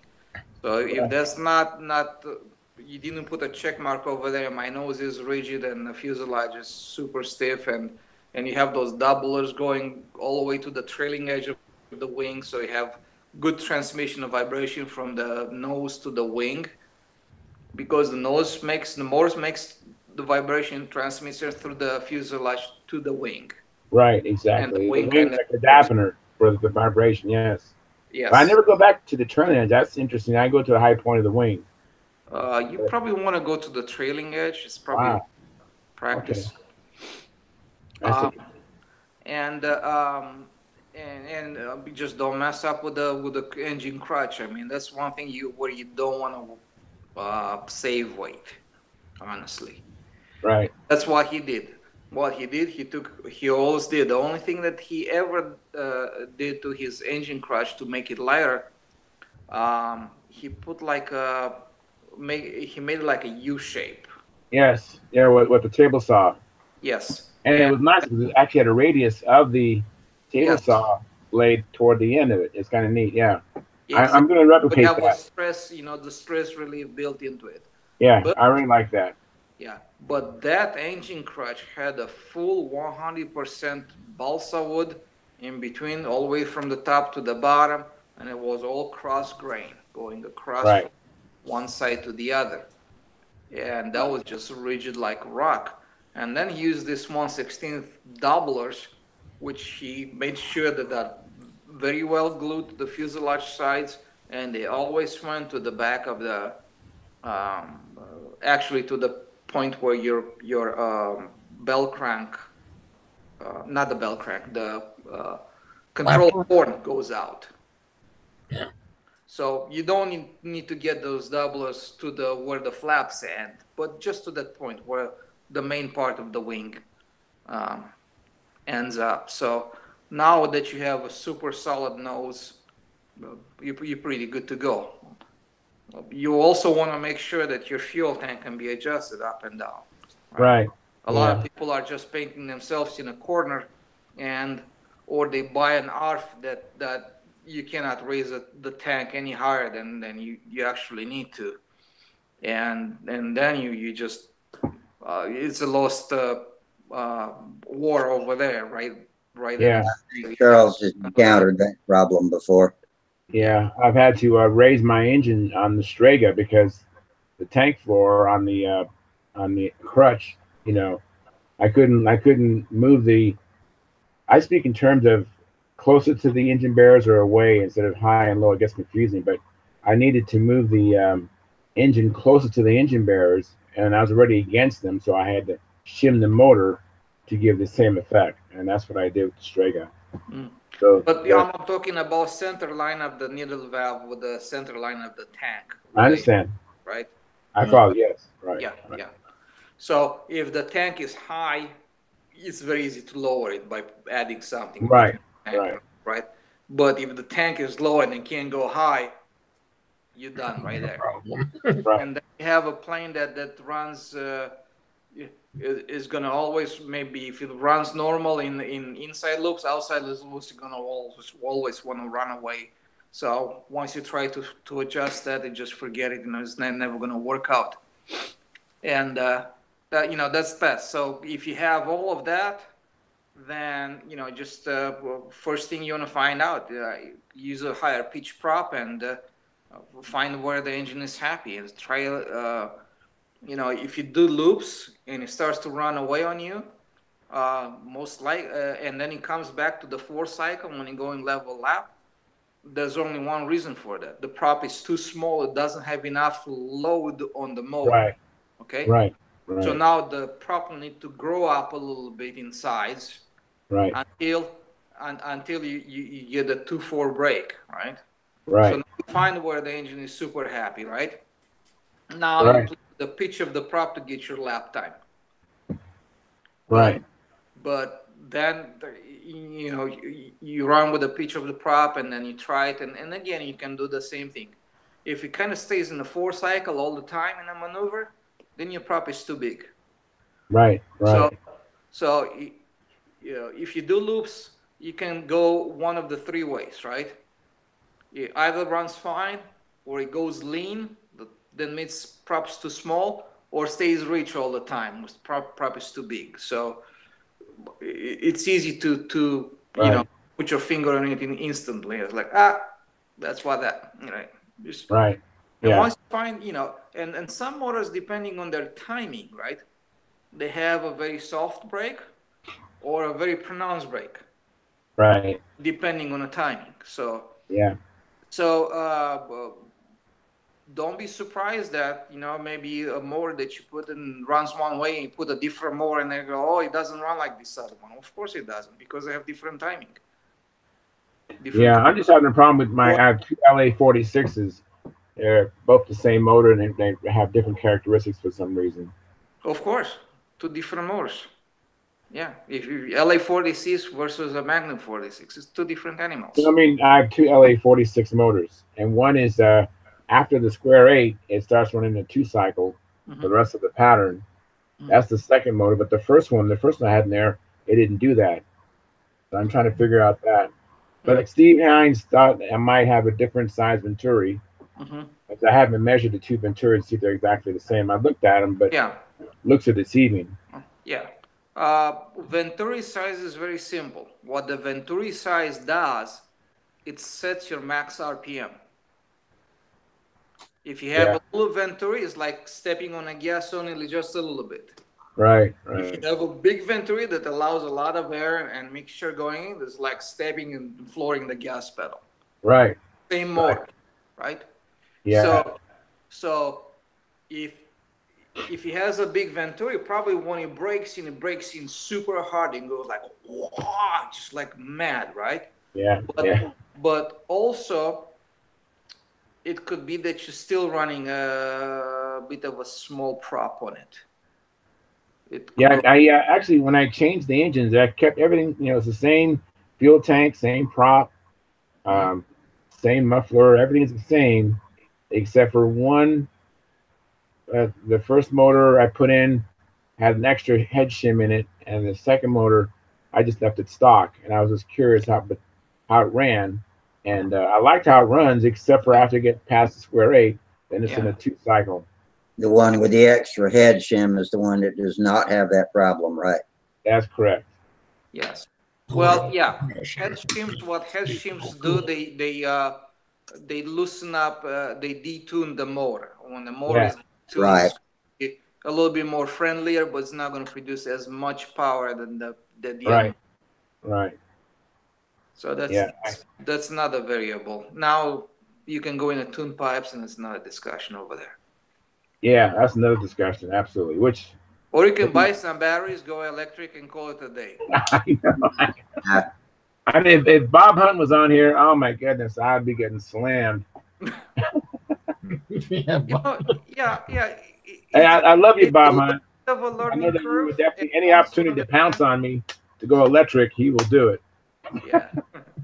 It's a little bit of a learning curve. It's a little bit of a expense that goes along with it. But once you do it and you're good to go after that, you're done. That's it.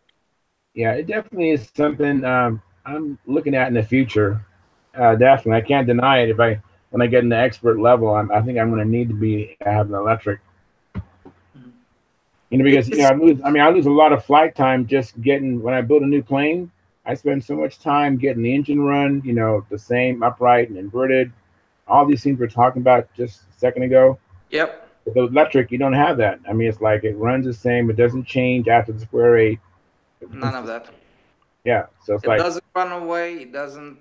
Yeah, but once I get a plane set up, then it's fine. But it's just early on, I have a lot of flights that are just. But if I may say, I think you're thinking it's in the wrong direction.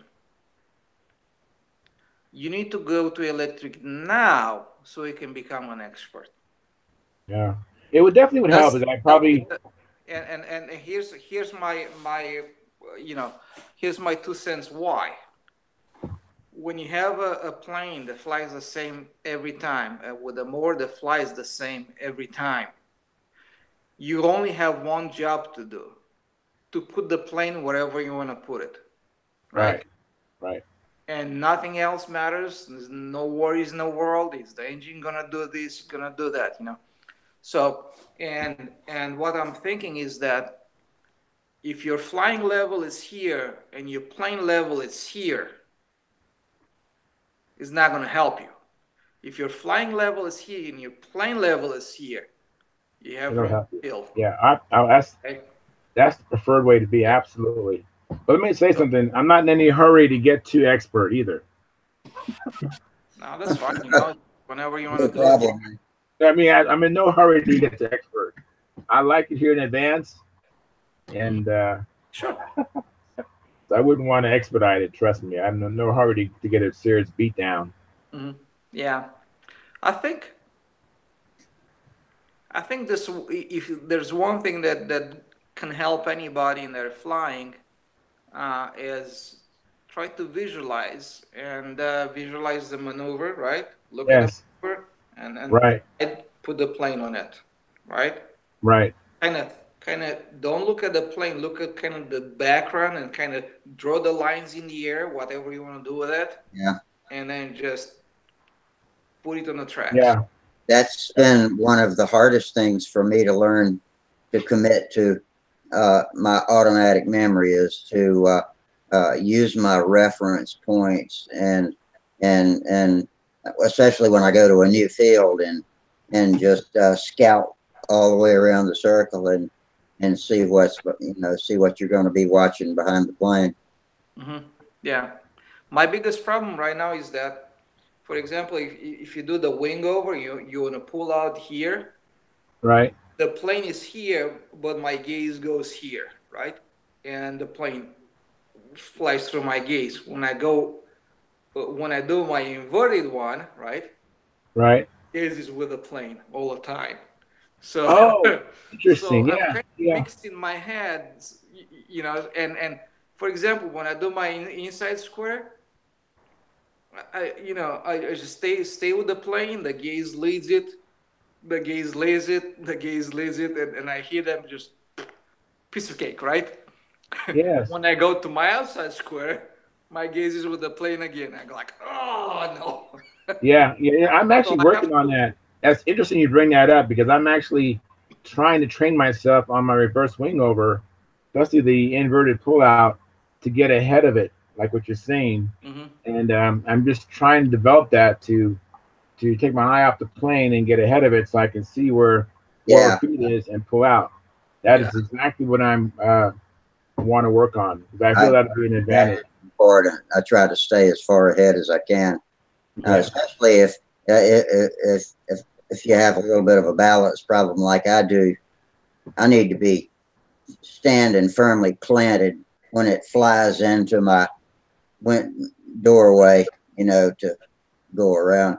And when y'all do your round eights, do you come around and bang into it like that, or do you start a smooth turn like that? Well, if you think about it, like when you enter the loop, and I do this a lot of times, and that's a mistake, is to ease into it when you go in a loop. Yeah, the start finish line is control.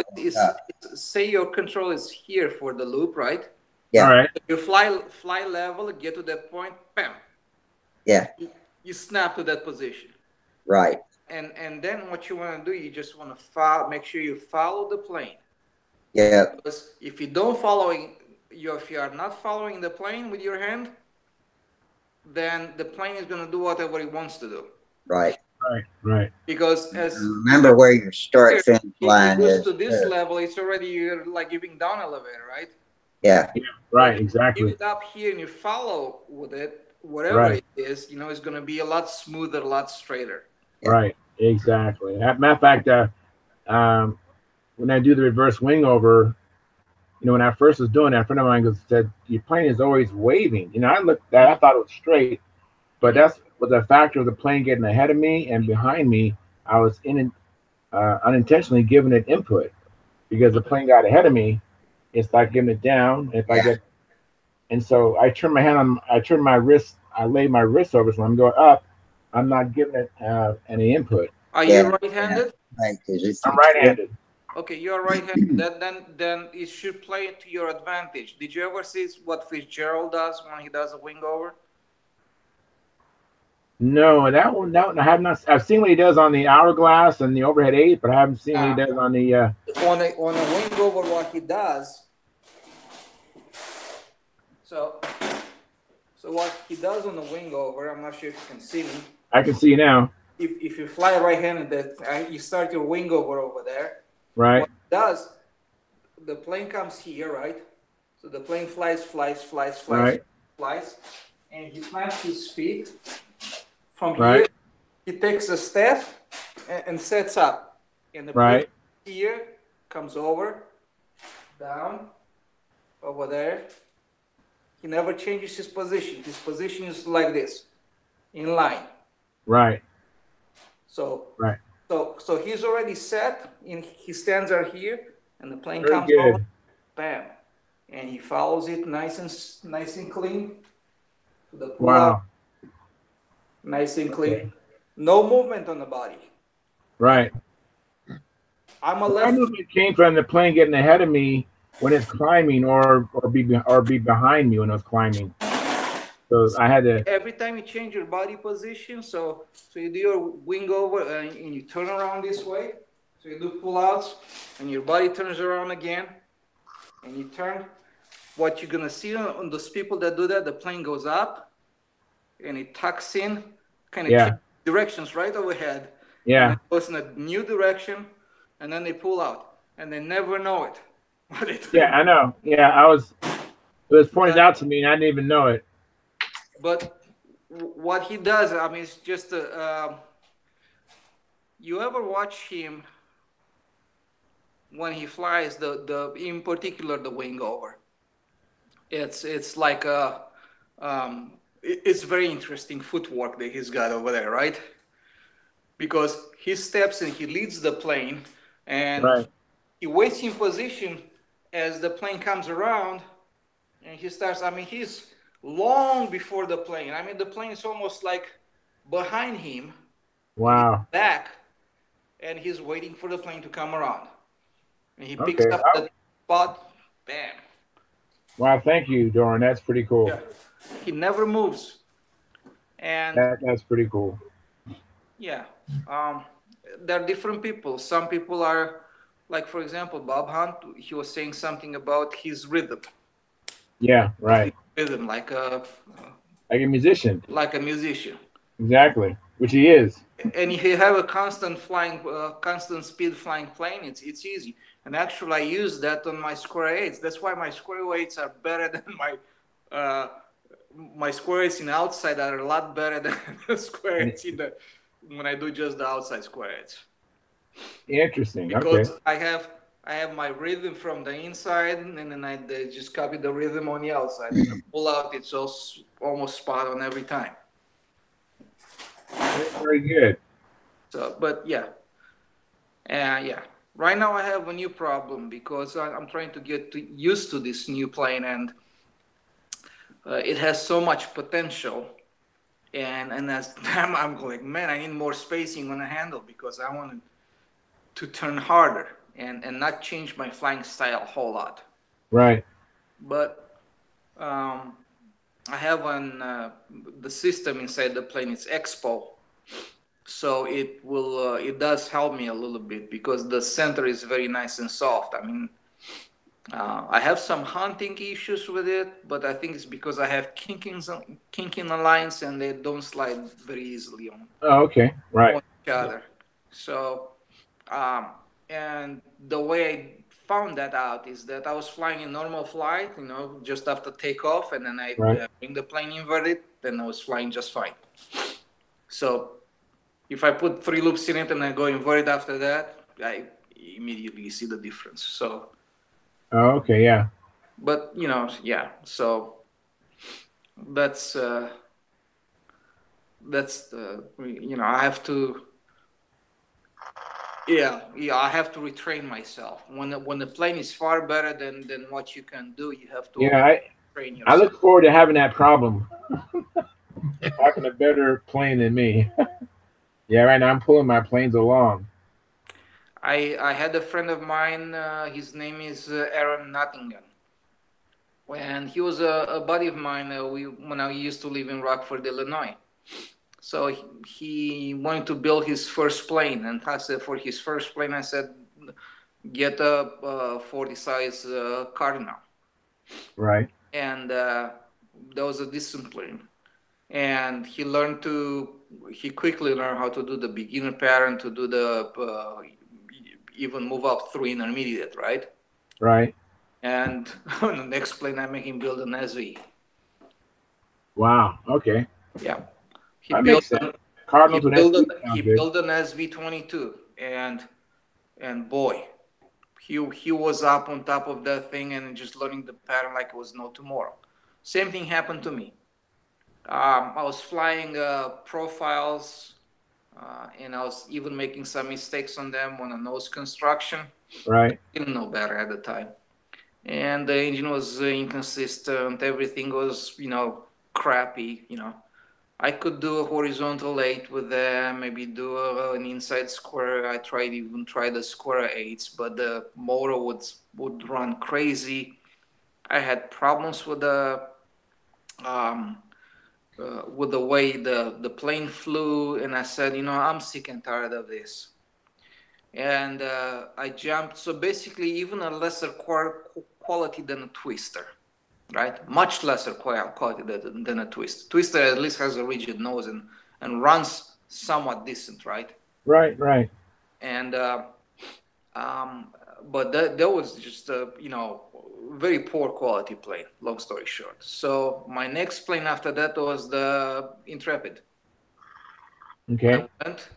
I went and I learned. I was just looking to see what people are using, and my high tech way of picking something. I saw the Intrepid article in the AMA magazine back in 95, 96, something like Right.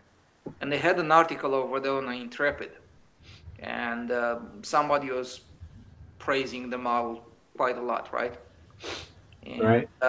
and then I went through I looked at the nets at what everybody's flying at the time, and everybody was flying with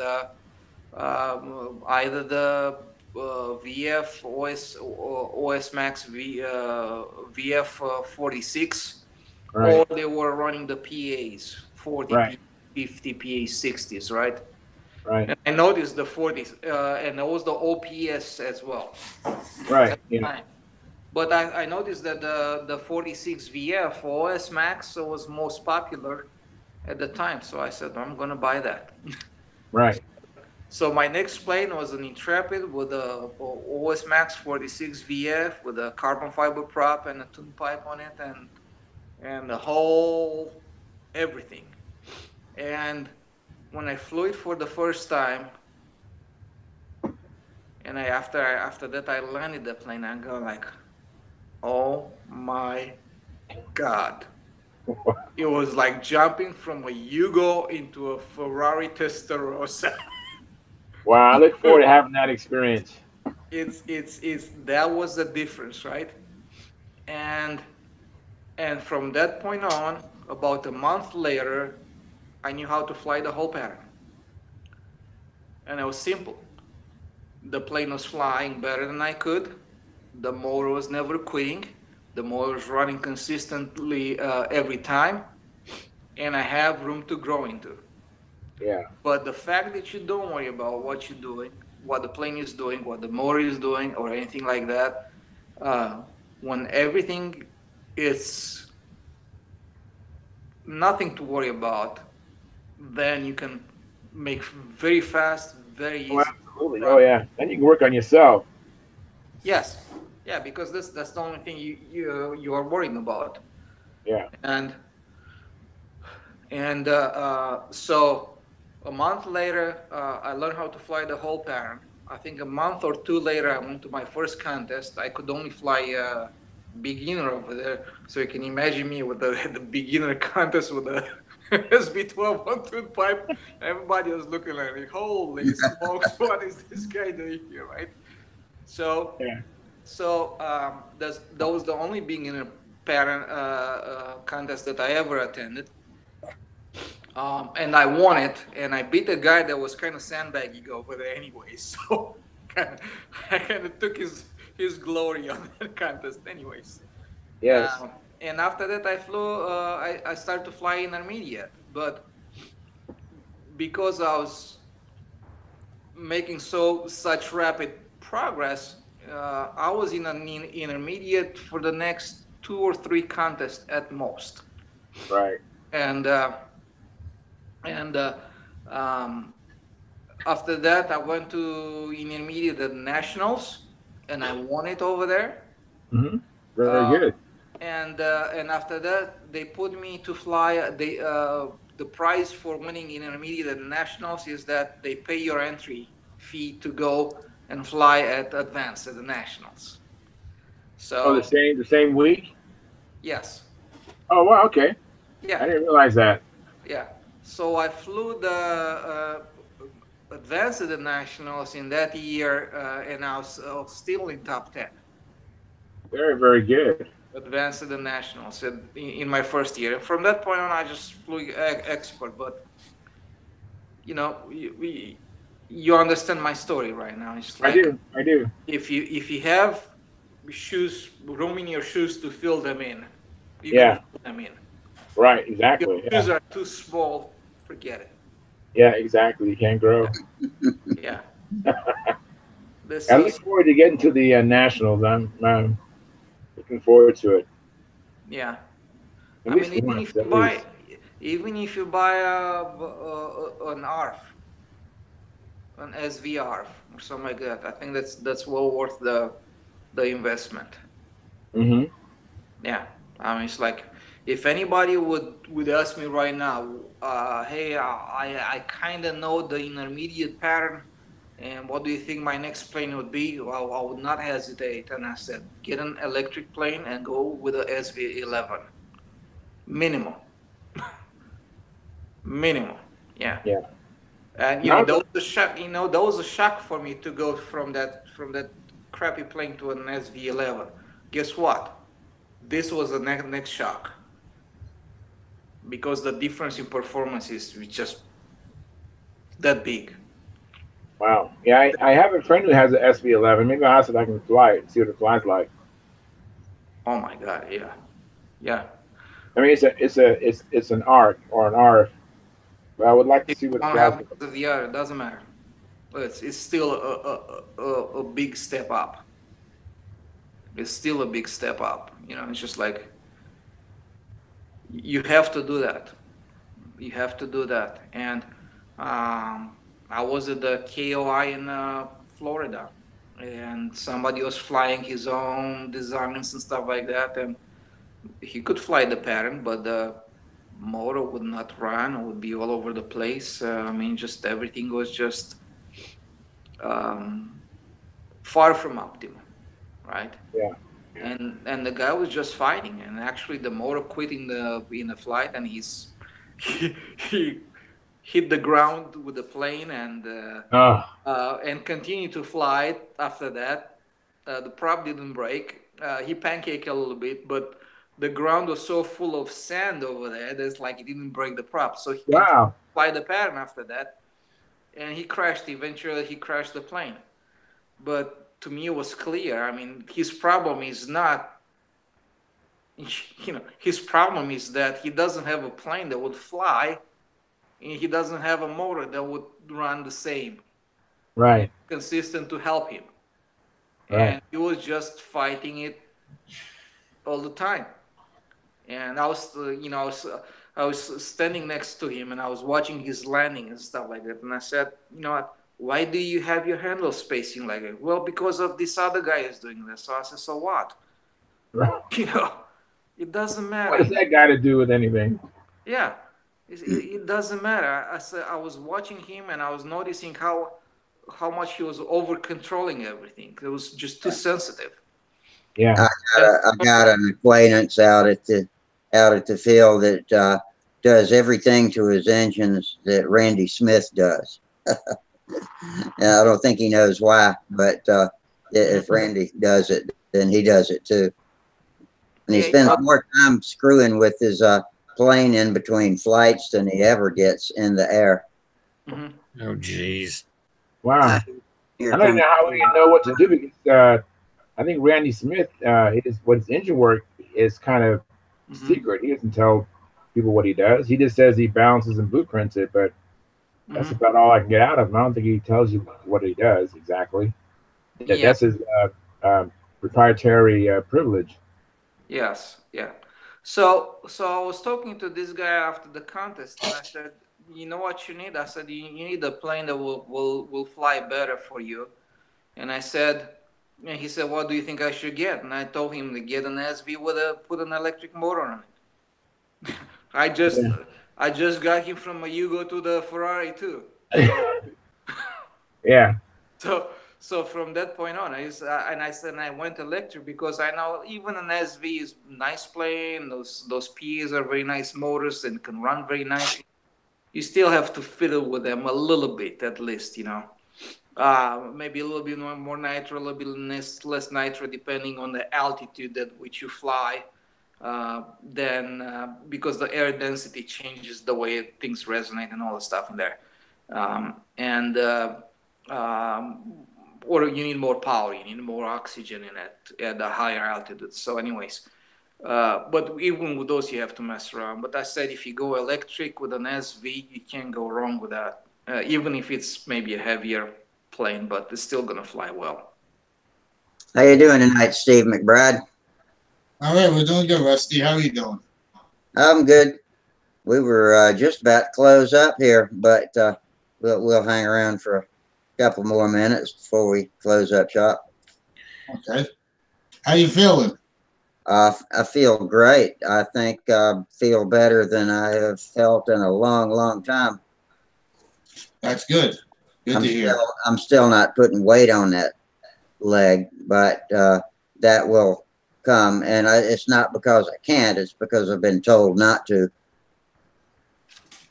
So Okay. I don't even know if it would hurt or not. Yourself. I don't even know if it would hurt or not, but the pain that came with this surgery is nothing compared to what I went through last winter. So everything looks like it's moving really fast in a good way. Mm-hmm. That's good to hear. That's very good to hear. I'm so happy for you. Yeah, I appreciate it. I'm glad to hear that. My father recovered quite quickly also when he had it done. Quite some years back, 15 years ago, he had it done, and he recovered really well, and it really helps him now because he was at the point too where we would go flying and he would try to launch the airplane and couldn't even get up. Or that's me. I used to have to crawl on my hands and knees off of the circle as soon as I launched the plane, and then find something to grab on to stand up at the last couple of contests where I actually participated. That's exactly what he had to do. The same thing, even just trying to get out of bed, he was suffering with that. But he had it done, and now pain's gone and doing a lot better. Glad to hear it worked out good for you too. Most people get to bear weight right after the surgery, but I'm in a different category because of my other underlying conditions. But that should pass in the next couple of weeks, so couple or few maybe. So yeah, I'm looking forward to getting back out with you guys and relearning how to fly control line precision aerobatics. There you go. I felt like I was getting the hang of it pretty good, and you know, wanting to go advanced. In fact, y'all know the story. I was loading the car to go fly advanced for my first time when the hip broke, and that was not this past, but last October. So, been a rough year. It sounds like all that's going to change. Very good, Rusty. Look forward to you coming back, man. Looking forward to it. Yeah. There are a lot of people that go through this kind of procedure, knee replacement, hip replacement, whatever joint replacement. And I think doctors, they do so many of them nowadays that they kind of know what to do, how to do it, and they have a new technology that's going to perhaps reduce a little bit the pain That's an interesting system. That titanium spike that has the ball on top of the femur, and they gouge it out, rasp it out, and fit. Oh, I got an alarm going off here, and they fit it in there with no glue. A long time ago, they used to glue them in, but now they just wait for what they call bony ingrowth to run its tendrils all into the femur and become part of it. It's got it's got pits and undercuts all in there, and so my job for the next few weeks is not to let those start to grow in there and then break them off. Yeah. So Yeah, they don't do the glue. They didn't do the glue either with my father. They don't, because too many things can go wrong that way. Yeah. but anyway, it's interesting technology. I think I've been reading a lot I about think it. I'm fading a little bit. I think I'll touch base with you guys Friday. Okay, well, it's after midnight anyway. Yeah. Hey, I had fun tonight. This was a good show. Sorry we cutting you off early, Mr. McBride, but It's all good. No, I just got home from work and I wanted to see if I could at least catch on to say hello to everybody. yeah, okay, man. Thanks. I think he just wants to say goodbye faster. I didn't catch that. What'd you say, Dorian? I said you just wanted to tell him goodbye faster. Yeah. Like, hello, goodbye. Right, anyways, good night, guys. Oh, thanks for stopping by. Goodbye. All right. I hope I Okay, didn't man. avoid my story. Y'all have a great week. Come back and tell me all about it on Friday. Sounds good. All right. Bye, guys. See you guys there. All right. Thanks, Doran. All right, you're welcome. Fair winds, tight lines. See y'all later. See y'all later. Alligator. Stunthanger video chat over and out. Boom.